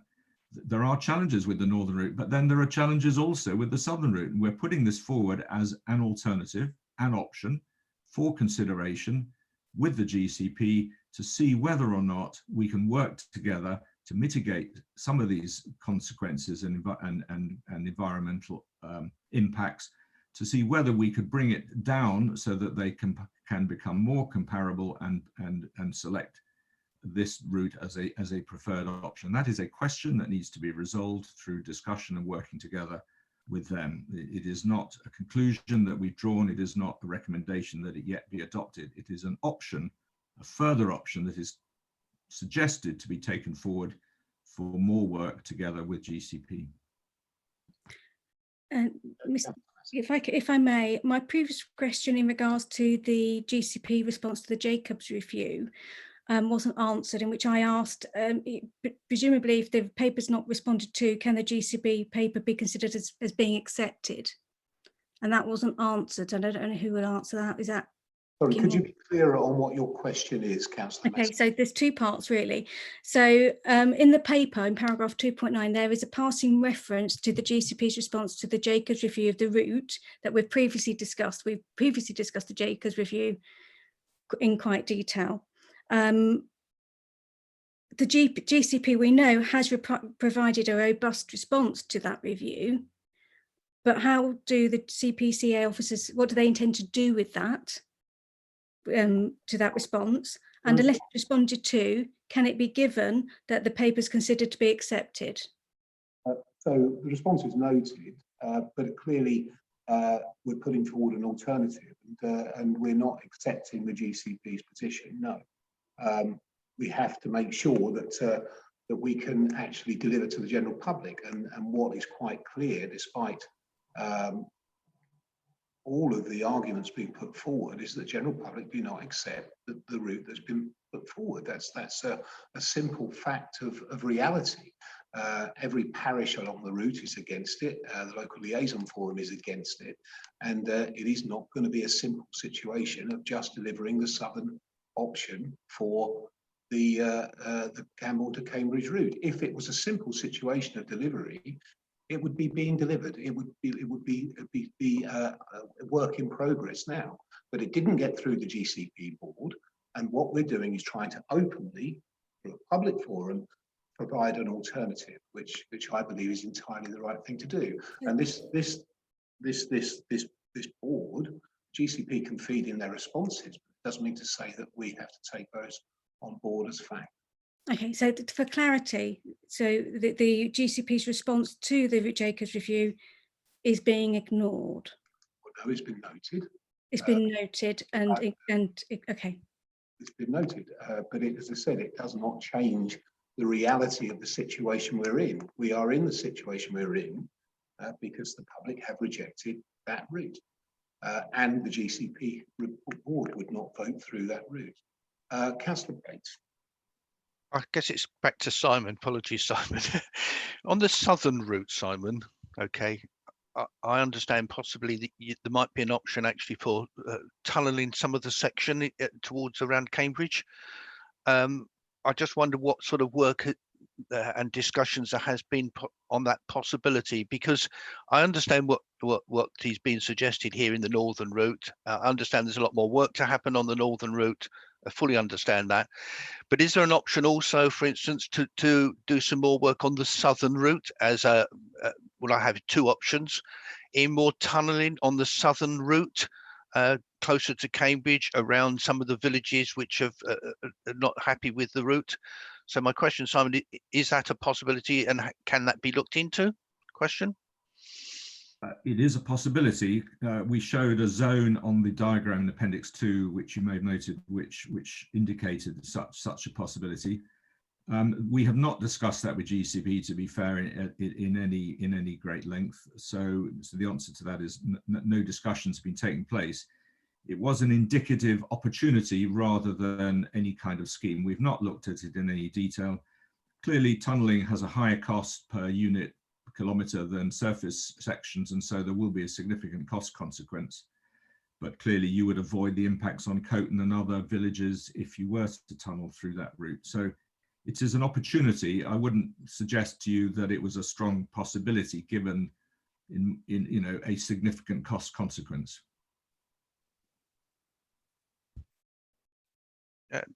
James, obviously, thank you for that, Simon. Obviously, I'm looking at the amendment as well, and I'm not sure where we want to discuss that, James, at what point. I can understand Simon's, because obviously that is a possibility as far as I can see. I appreciate the considerable cost and greater discussion about it with the GCP. But then it all comes back to what I call having two alternatives, Simon, sorry. Yeah, just to follow, sorry, Mayor. Carry on, Simon. Just to follow up, you know, the issue is about value at the end of the day, isn't it? Now, you know, we do, obviously, we're all charged with spending public money wisely, which of course is in the top of our minds on all occasions. But at the end of the day, we're also here to create value. And this is a single, integrated, very large, complicated system.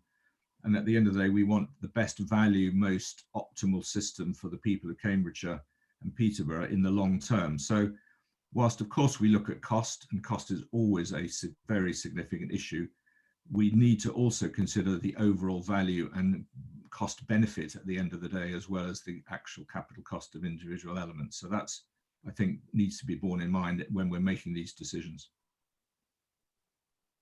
Fully understood, Simon. Okay, fully understood after 30 years. So we will go back to the amendment, and obviously we need to vote on the amendment.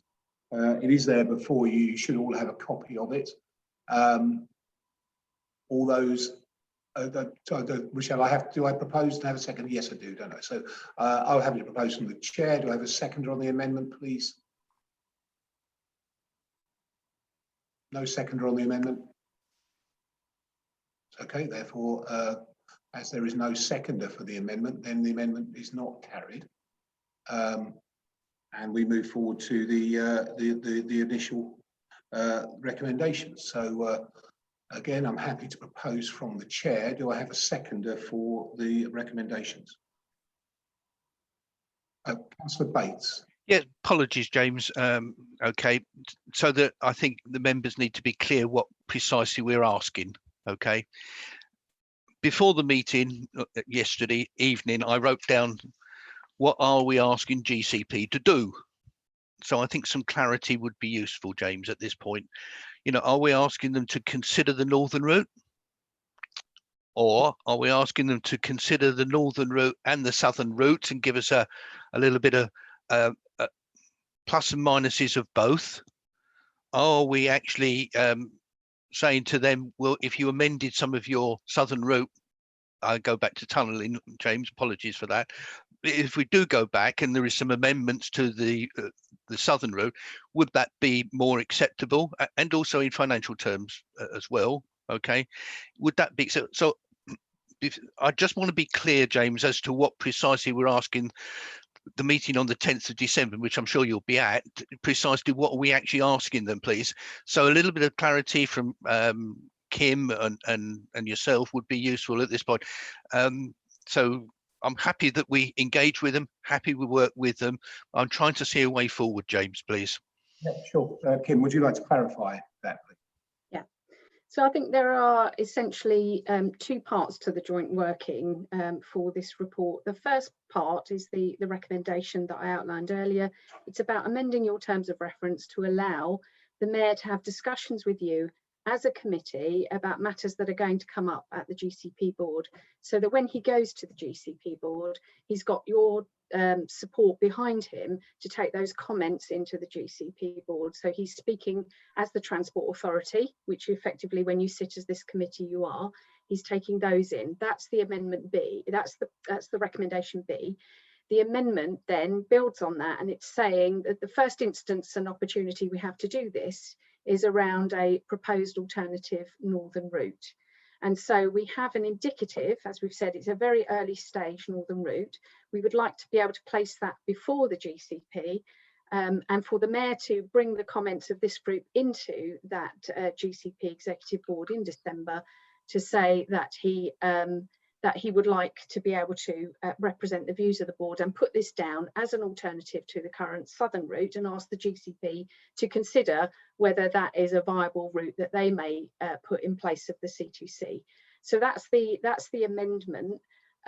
Both of those are recommendations up to the Combined Authority Board, because it's at the moment you don't have the terms of reference that enable you to make those give that support to the Mayor today. But what you're saying is you're asking the board to amend the Constitution so that in future you can discuss matters here and then send the Mayor over to the GCP board. So as I say, two parts. The first part is the amendment of the Constitution.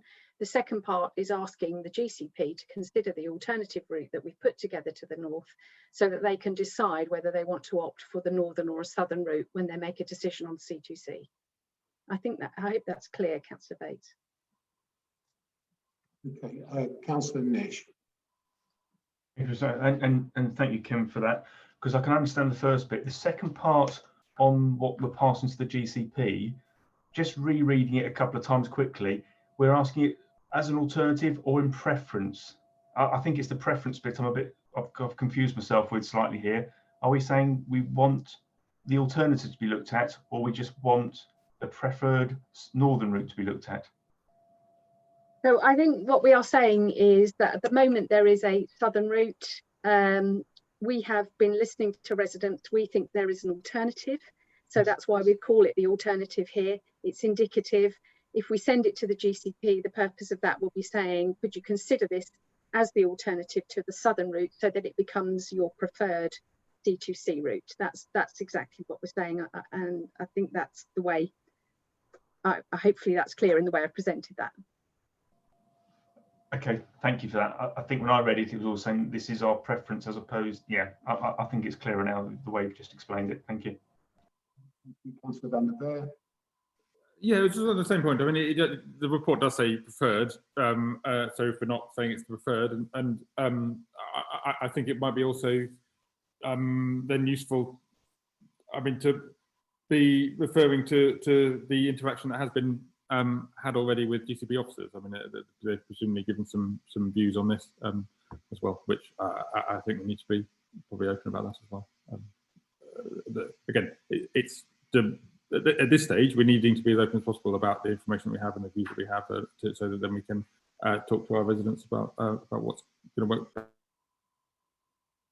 Can I just add to that, Mayor, that if we send the alternative route proposal to the GCP, they can have the debate at their board about the concerns that they may have or otherwise about the particular route and the officer working. So this is not what we're doing here, is sending them an opportunity for debate around our proposed route. That's really it. So it's I'll go back to the amendment. I'm again having to propose an amendment. Is there support for the amendment? Do I have a seconder?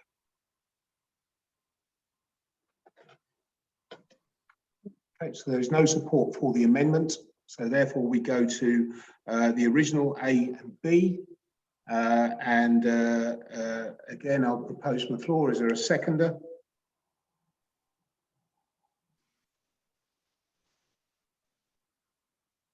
There's no seconder for the original motion either.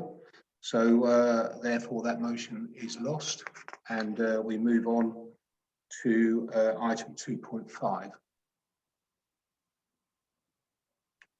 Could I please ask Mehmet Ahmet to introduce the report?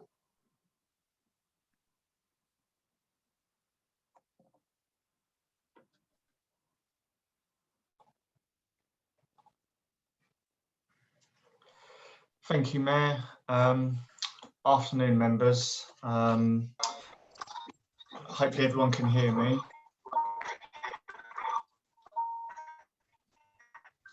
There's a bit of feedback there.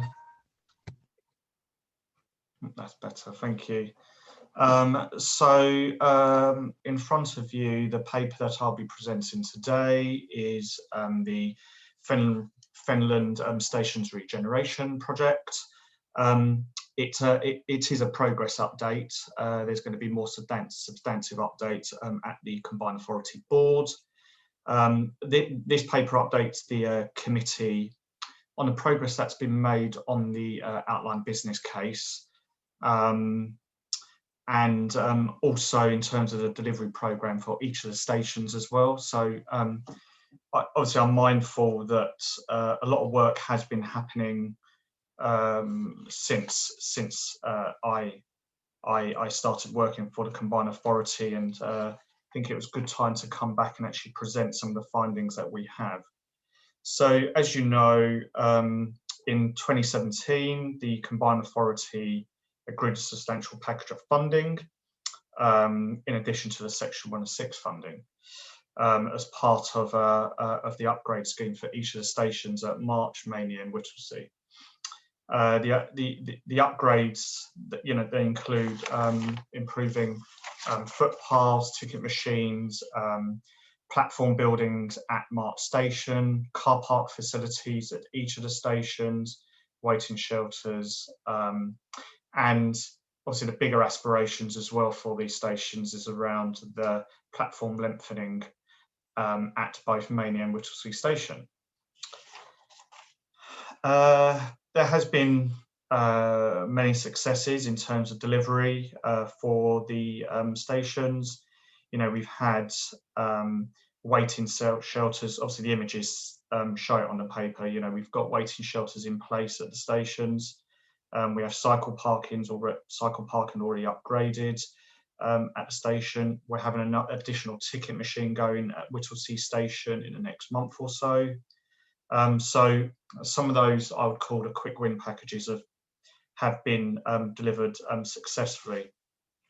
Of the larger work that's happening and that we're looking at as part of the business case,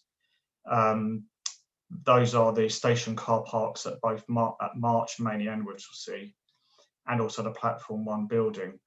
A lot of the work for each of the stations in terms of the preliminary design has been completed, and we do have the associated costs and programmes. Taking each station one by one, because there's quite a bit that's going on. In terms of the March Station improvement, the expected construction start for that, for both the car park and the platforms, is expected to commence in January 2021. All dependent on funding going forward.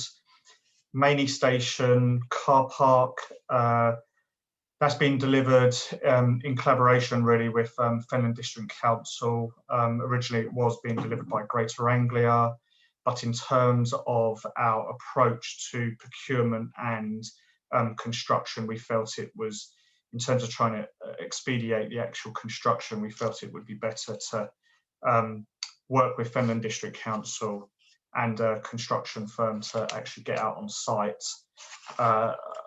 expected to be February next year. We have just had the detailed design completed, and that is with us now, and the outline business case reports are currently being reviewed as well for both March and Maney. So they will be taken to a decision at the CA board for construction. Whittlesea Station, it's taken a slight different trajectory in terms of timescales. The work that was completed by Greater Anglia showed that the existing car parking works was, well, it exceeded the available budgets. And obviously when you're looking at the entire programme for each of the stations, it just didn't necessarily meet the value for money criteria and wasn't affordable. So with Whittlesea, we're taking a two-phased approach. As you know, there's car park works at Whittlesea Station, but then also there's work related to the overall aspirations and wider aspirations for improvements with the platform extensions and the footbridge. So phase one is going to include the car park, the existing car park. We're looking at the existing car park land at the moment. The design has started, and we're hopeful that by mid-December, the actual design for Whittlesea car park, which would be a conceptual going into a prelim design option, will be completed. At that point, we will be able to complete the outline business case and bring another paper subsequently to committee and to board to confirm the dates around construction. So just to, I guess, highlight the actual construction timescales, as table 1 shows, Maney Station car park is expected to commence in February 2021 and end middle of next year. Mart Station, very similar in terms of January start, in terms of mobilisation of the team, and completion at the end of next year. We will obviously be pushing for the phase process of Whittlesea as quickly as possible. There are no recommendations on this paper, it's just to make a note, but a paper, a more substantive paper, will be taken to the Combined Authority Board for construction. That's me, Mayor, thank you.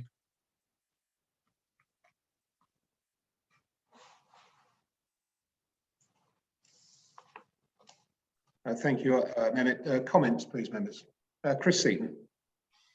Yes, thank you, Mayor. Yeah, I'd like to obviously give my thanks to Mehmet for all the work that's going into this. And as you are aware, I chair the project board, which is overseeing the improvements on these 3 stations. You know, and it is going extremely well. There has been a bit of a hiccup with Whittlesea through the amount of additional work that was proposed. But this is now being re-looked at, and you know, I'm confident that we will get there in the end. But I would like to support this paper. Thank you. Very much, Councillor.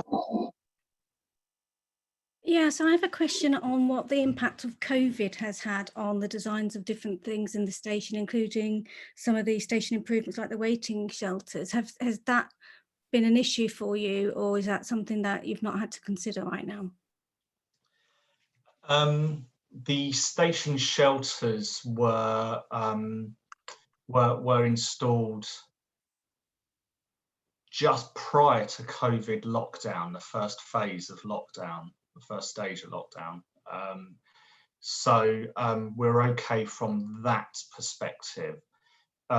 Greater Anglia, in terms of some of the other works around the ticket machines, you know, they have a, like most organisations, you know, they presented, you know, COVID safe risk registers to FDC and to Fenner District Council and to the CPCA in terms of how they were going to go about actually installing the actual ticket machines itself.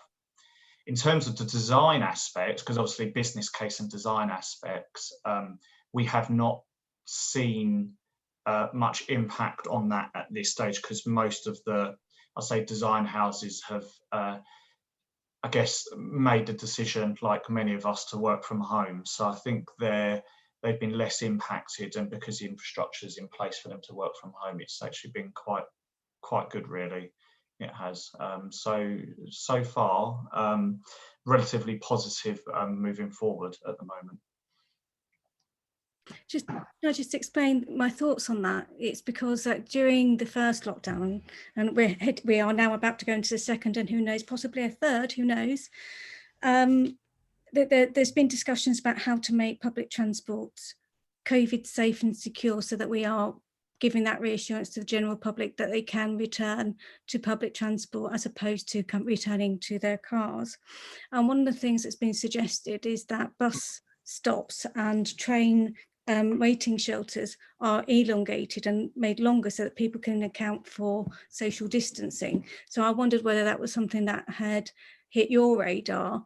And if it's not, I'm happy to send over the information. I haven't been provided that information. I haven't seen that, but yes, please share. I'd be very interested. No further comments. Can I have a proposer, please?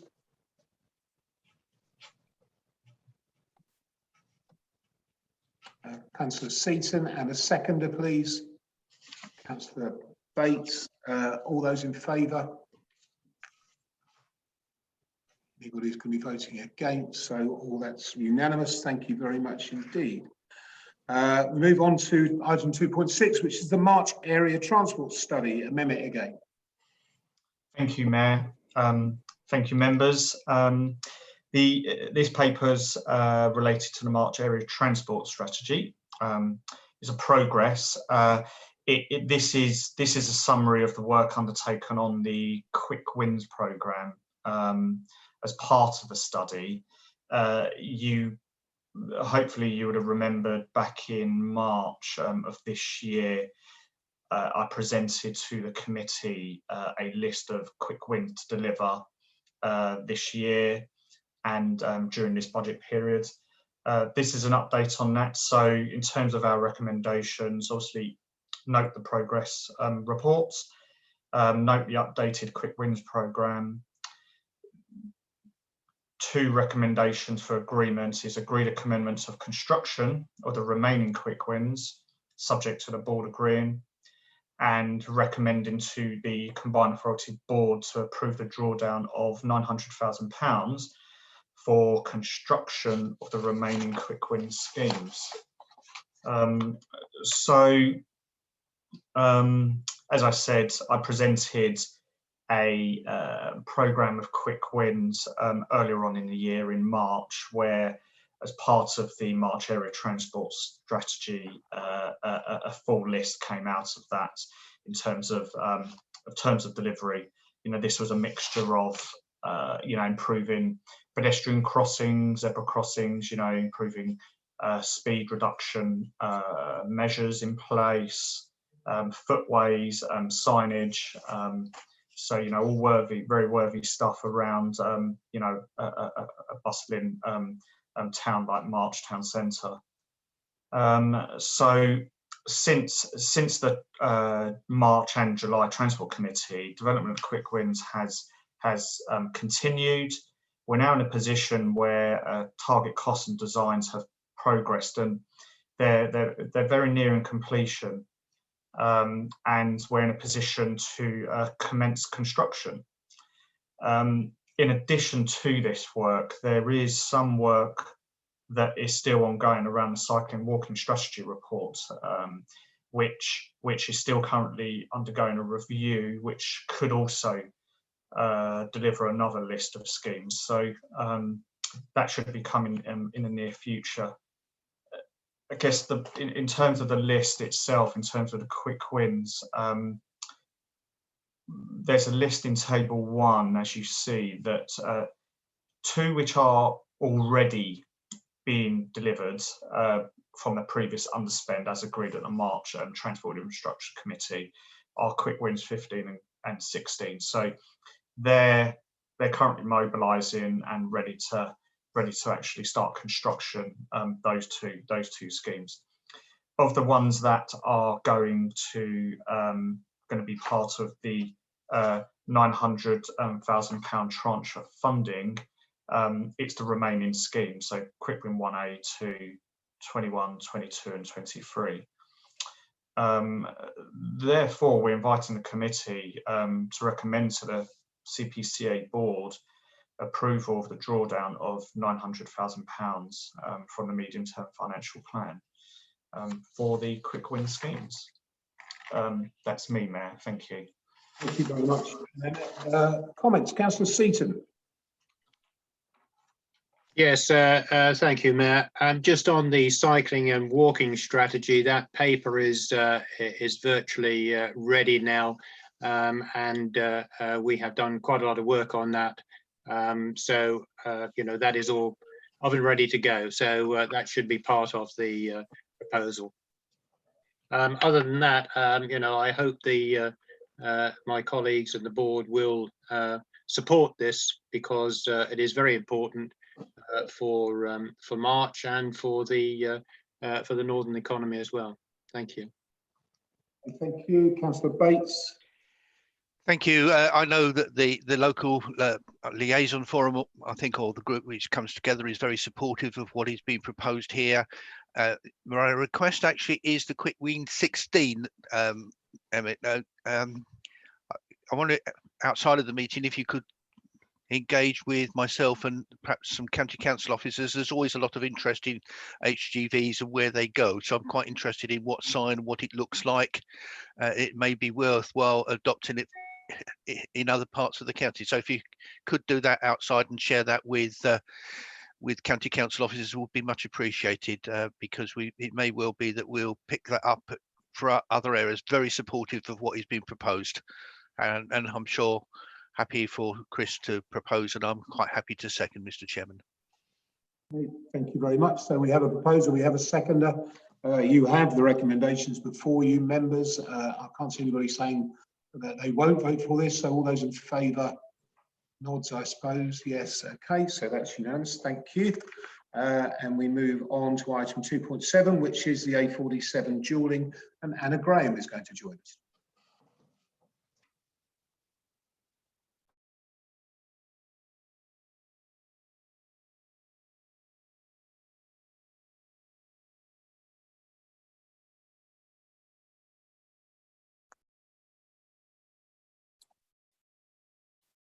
Hello, hopefully you can hear me. We can, Anna. Now. Thank you. This paper is to provide an update to the committee on the progress of the A47 dualling. And I'll just give a sort of a brief history just to put it into context.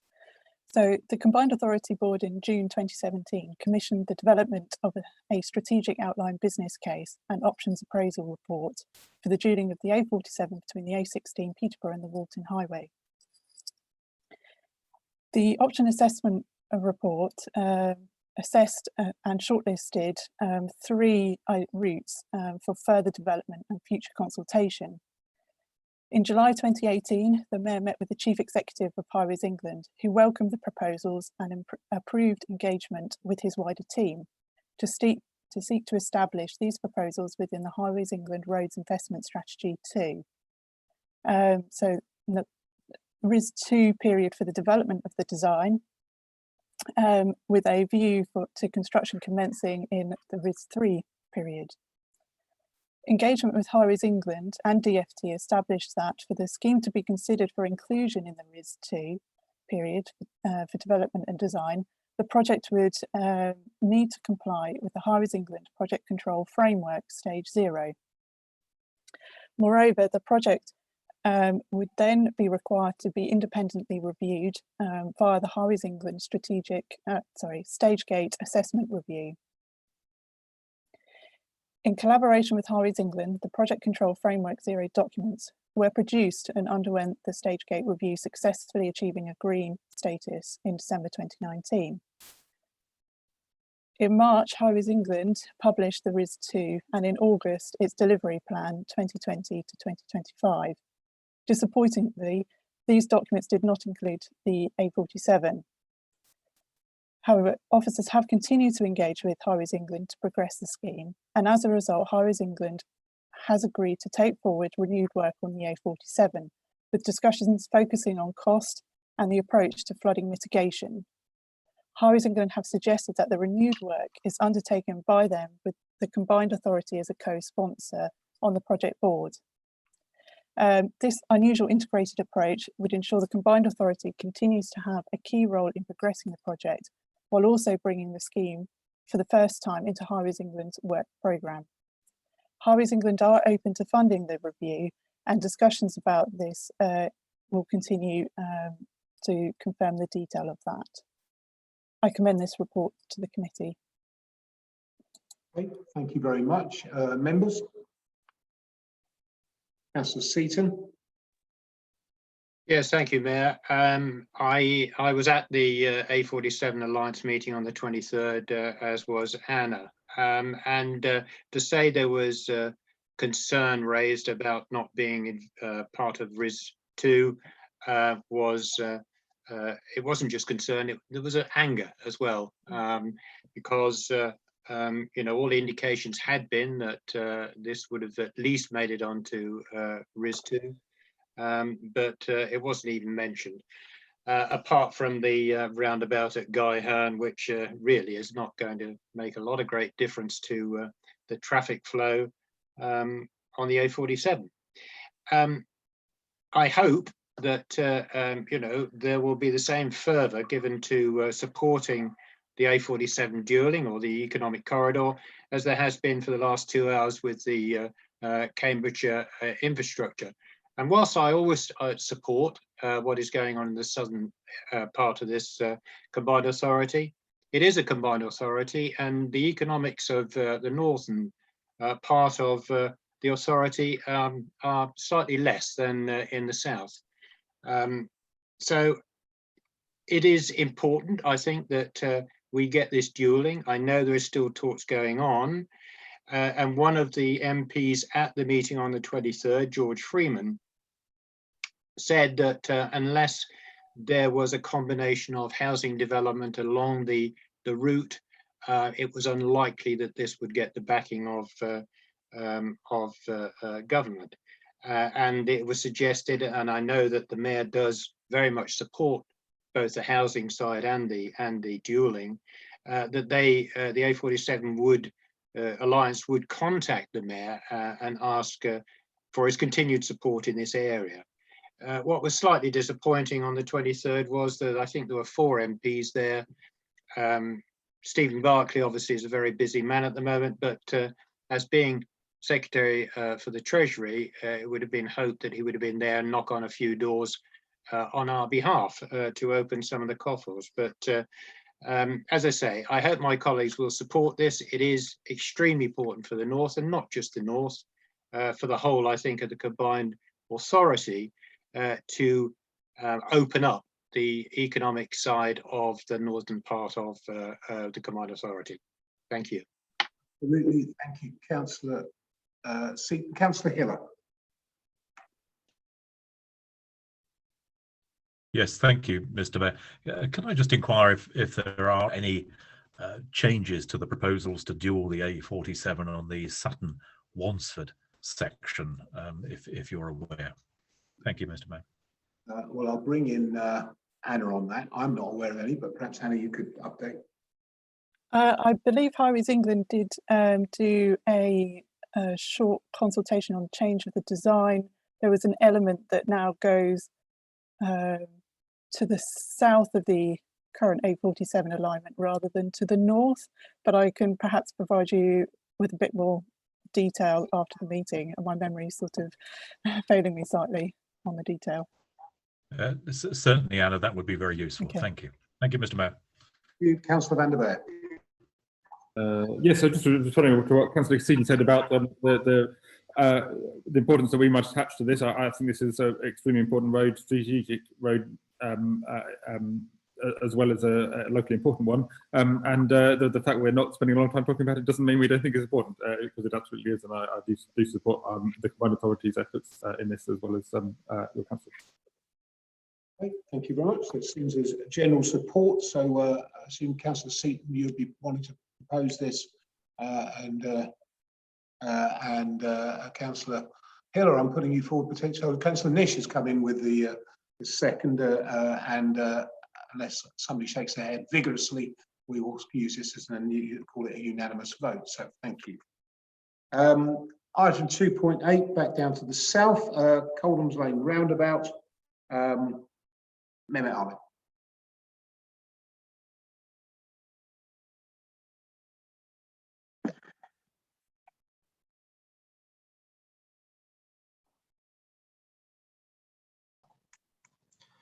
Thank you, Mayor. Hello, members again. So this is my paper with regards to Coldham's Lane roundabouts and a progress report on the work that has been undertaken. So this paper summarises the assessment of the partner funding and the outcome of the independent review and the work done around the value for money assessment work. So in terms of the recommendations, we've got 2 recommendations. Take note of the potential for additional contributions, and B, authorise the pausing of the project until the comprehensive spending review has been concluded, and give us some time to conclude the value for money report in terms of its review process as part of our combined authority assurance processes. So as you know, and you may recall, in April of this year, a paper was presented to the Transport and Infrastructure Committee with regards to the design options at Coldham's Lane roundabouts.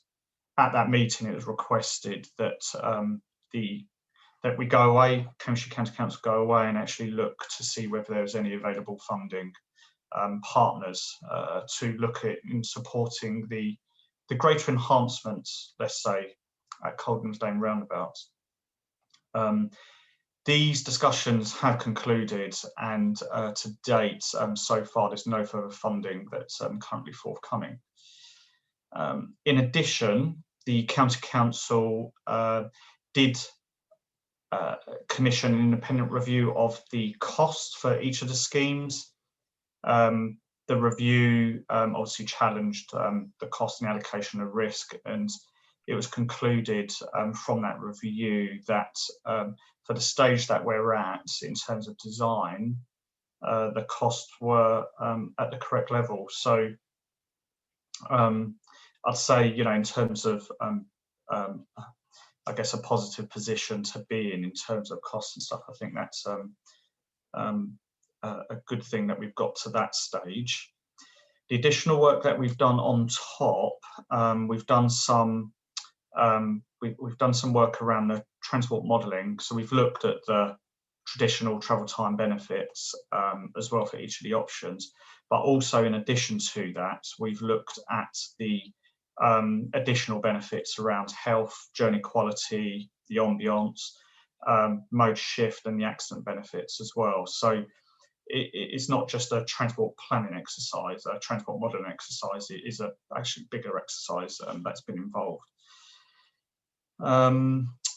If we turn over the page, in terms of the work that's been done on the options, of the options that came back with a high value for money category, and these are indicative until we've obviously had the independent review, option A2 came back as a high and option D came back as a high.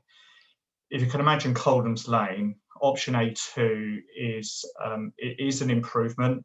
There's cycling infrastructure and walking infrastructure which are segregated off-road on the roundabout, and also there are improved crossing points around on the roundabout itself. So it is still an improvement to that roundabout.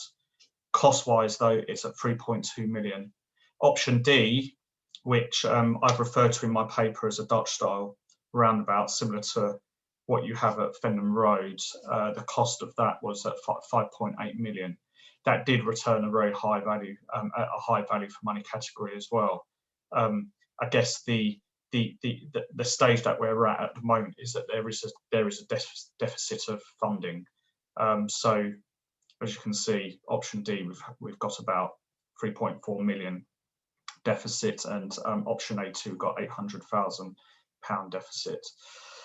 So I guess in terms of the next steps, the independent review has been completed. So we'd like to put the project on pause until the comprehensive spending review is concluded, where we'll obviously then take a look at the affordability status of the actual project itself, but then also go through this while we're at this stage, actually go through the independent review of the value for money reports as well. And then we've got the full picture then in terms of what our justifications are. So our recommendation would be to postpone the requirement to spend budget allocated to the project. Thank you, Mayor. Thank you, Mehmet. Councillor Massey. I want to talk about the Coldhams Lane roundabout in regards to the bigger picture of the briefing that came through in regards to the Transforming Cities Fund as well. So the Coldhams Lane roundabout is included in the Transforming Cities Fund of list of I can't even think right about the list of transport things that you're doing under that fund. Coldhams Lane is in there, which if we're pausing it, what impact does that have on that Transforming Cities Fund? The other thing I want to make is the Coldhams Lane was being done in conjunction with the Cherry Hinton Road changes that was being proposed. The proposals in Cherry Hinton Road has been impacted already by the Fendon Road roundabout, because we had some money taken away from the Cherry Hinton Fund to pay for the Fendon Road. We're now having the Coldhams Lane potentially be paused, stopped, whatever. So what impact does that have on the Cherry Hinton Road? And does that mean that that scheme needs some money back into it in order to make that scheme viable? Cherry Hinton Road, I'm all about there. The Transforming Cities Fund, the primarily point of that was to encourage an increase in journeys made by low carbon sustainable modes. Proposals which include cycling and walking will be viewed more favourably where they've been derived and prioritised using the local cycling and walking infrastructure plan, etc., etc. The only one of these schemes that looks like it can do that is the Coldhams Lane roundabout, and that's now been thrown out to the water. To me, it's been pretty obvious that the budget had been set before the scheme's specification had been appropriately outlined. So I think there's been a whole series of failings on this, and I think the people who are going to suffer the most, because as James, you'd like to talk about the residents, and it is the residents who elect us, it's the residents who we are here to speak on their behalf. Well, Cherry Hinton Road residents are falling foul, as are anybody near the Coldhams Lane. So I really do think we need to think carefully before we decide to pause this, and think where else in regards to the combined authority money can be found to do this correctly, or put money back into Cherry Hinton Road so that their scheme comes up to date with what it should have been had money not been taken out for Fendon Road. I won't be voting to pause this scheme. I'm really saddened that this is the only scheme within the city. It's the only scheme that doesn't appear to be going ahead. I think the first thing, Councillor Massey, is when we proposed this scheme, we have a significant number of residents who came in and said that we needed to do a slightly different and a slightly more expensive scheme to get it right. And therefore we are listening to the general public. We're not going to just push through and do something inappropriate. We're going to do something appropriate, but we're going to do it when we have the money to do the right job rather than the wrong job. We've seen examples elsewhere of if you throw money at something and do something short term and quickly, it might not necessarily be the right thing and might not be satisfactory to the general public. So, you know, I will take on board what you have said, but the evidence before this committee was very clear. The general public wanted a more complete scheme than the one that we had in our budget complete, and so consequently we've taken stock of that. We will go back to the comprehensive spending review, and if the finances come forward, we will deliver the appropriate scheme and the right scheme that is supported by the residents locally. We have spoken to our partners in Cambridge City Council and the GCP, neither of whom were prepared to come up with the finance in the short term to help deliver this scheme. So we are on our own here, and as I said, we will utilise a comprehensive spending review, and hopefully very soon after that we can schedule this scheme in. Any further comments at all? Okay, do I have a proposer for this scheme, for this motion? Councillor Seaton, and a seconder, Councillor Nish, and I will read out your names one by one. All those, please announce whether you're for, against, or abstain. Councillor Bates. For. Councillor Hiller. For. Councillor Massey. I'm abstaining. Councillor Nish. For. Councillor Seaton. For. Councillor Van der Veer. I'll abstain. An abstention, and I'm in favour, so that is carried. We move over across the county now to Huntingdonshire, and we have item 2.9, approval for a new bus service. Can I ask Oliver to introduce the report?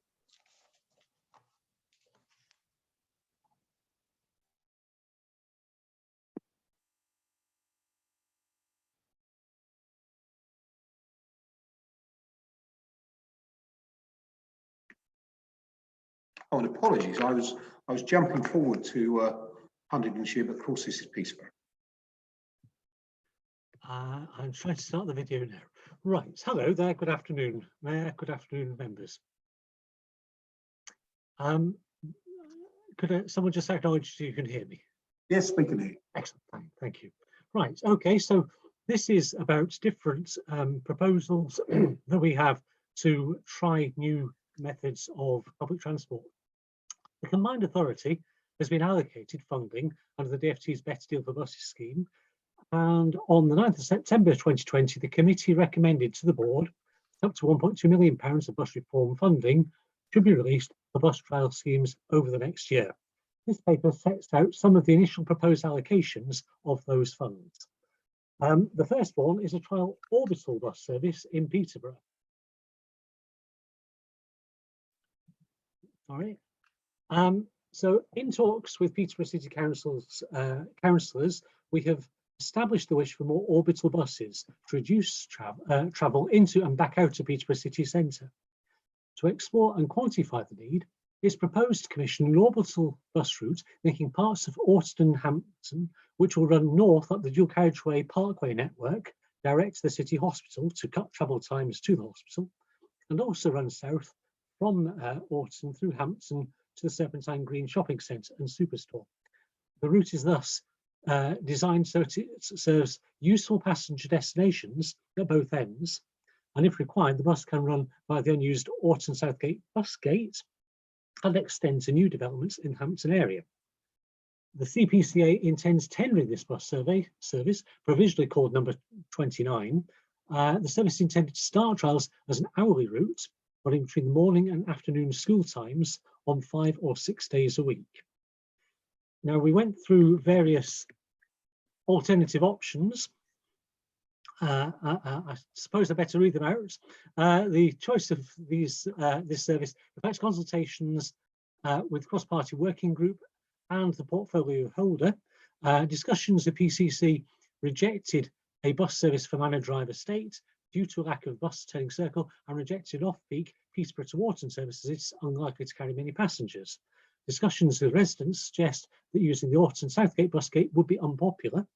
It was built 15 years ago and has not actually been opened.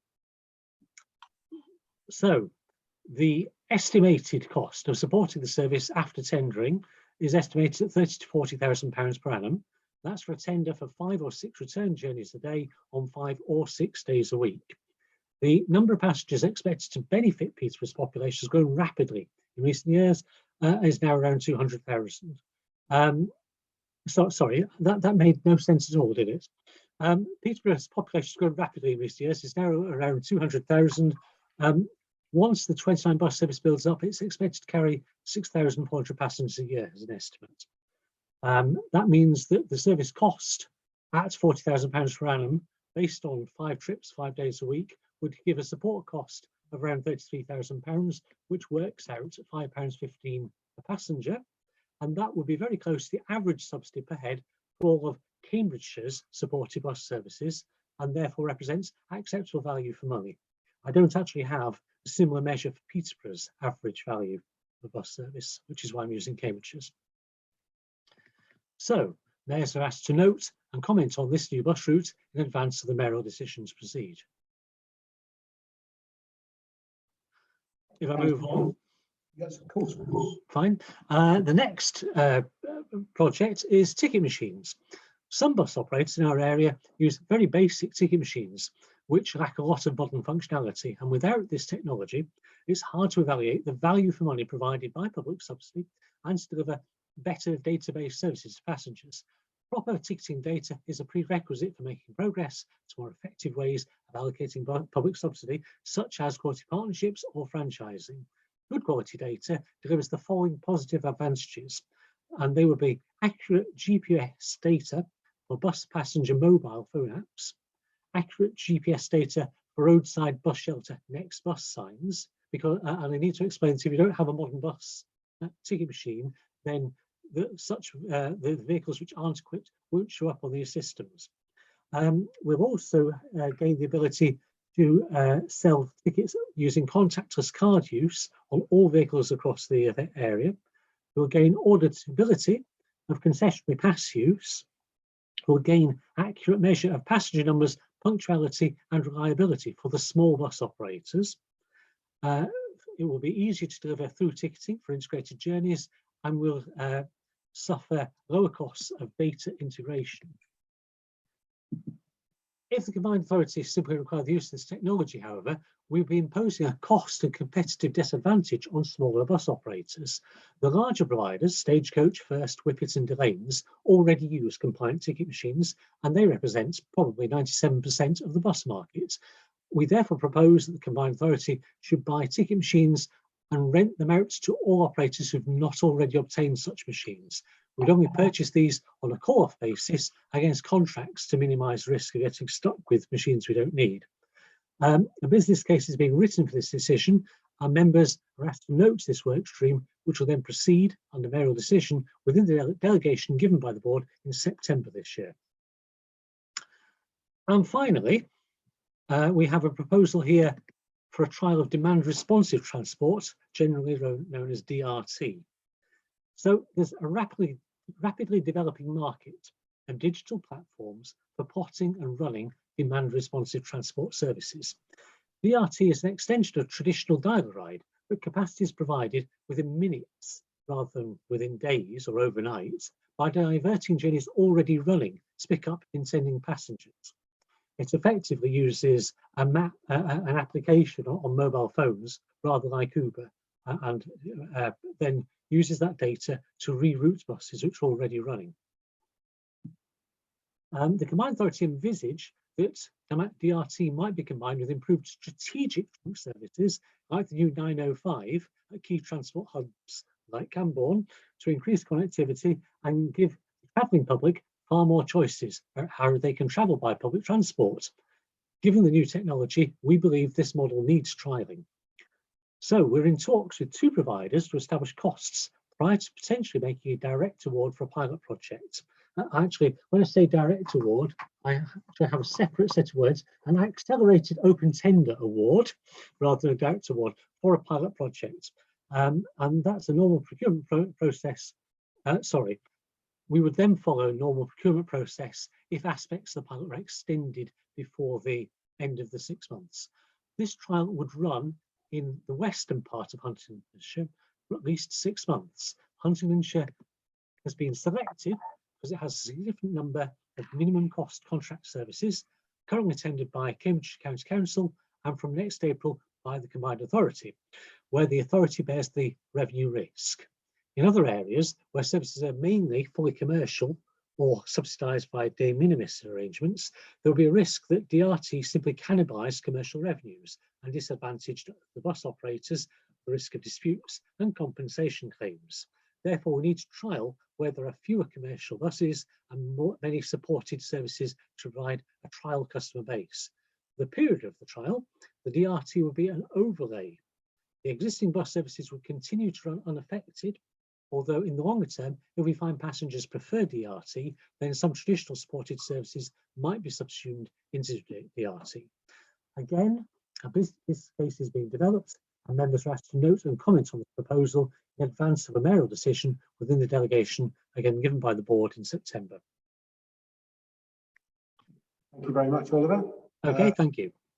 I have Councillor Nikki Massey who wants to speak first. Yes, thank you for that report, Oliver. It was really most engaging. I do have a couple of comments. Some of them I've already mentioned, but I'm going to say it again. Have you thought of the impacts of COVID and on public transport and the security that, or the insecurity that the current public have on using public transport, and how that would impact this trial? Because at the moment, from what you're looking at around 25 a day, is that right? You're looking at 25 people a day using bus services. That means 5 per trip, 5 people per trip, which is very little. And so it's a low amount in the first place. And you can imagine that, considering that people are generally avoiding public transport at this moment in time, something needs to be done. So I'd be interested to know what the time scale is for when this will start, because it's going to be key to public confidence. The other thing that's going to be key is something that actually I'll probably be coming back to speak with the mayor about in any case, I'm sure, is in regards to how we can secure our public transport to be COVID secure, whether we need to be putting plastic perspex screens in between the seats, etc. What can we do to help public confidence in using public transport? So when you're designing this trial, that does need to have that element in there. Although I have note that you are looking at doing it on morning and afternoon school times, in which case you sounds like you might be aiming at the school children.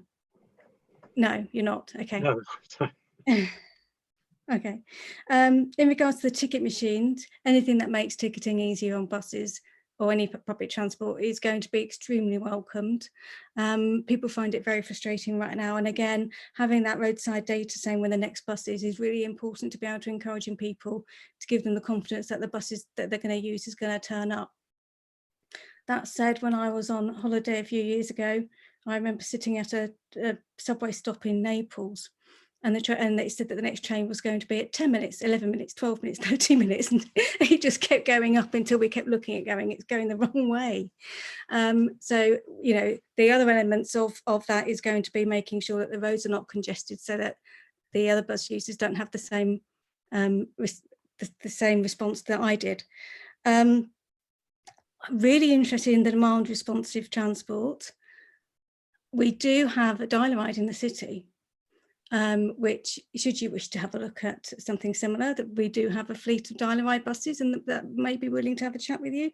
It'd be interesting to see how that goes, again, on the basis of looking at this through a COVID window as well, to see how that would work. So those are my only points. Thank you, Councillor Massey. We will take those points on board. I don't know if there's anything you want to come back to particular, Oliver.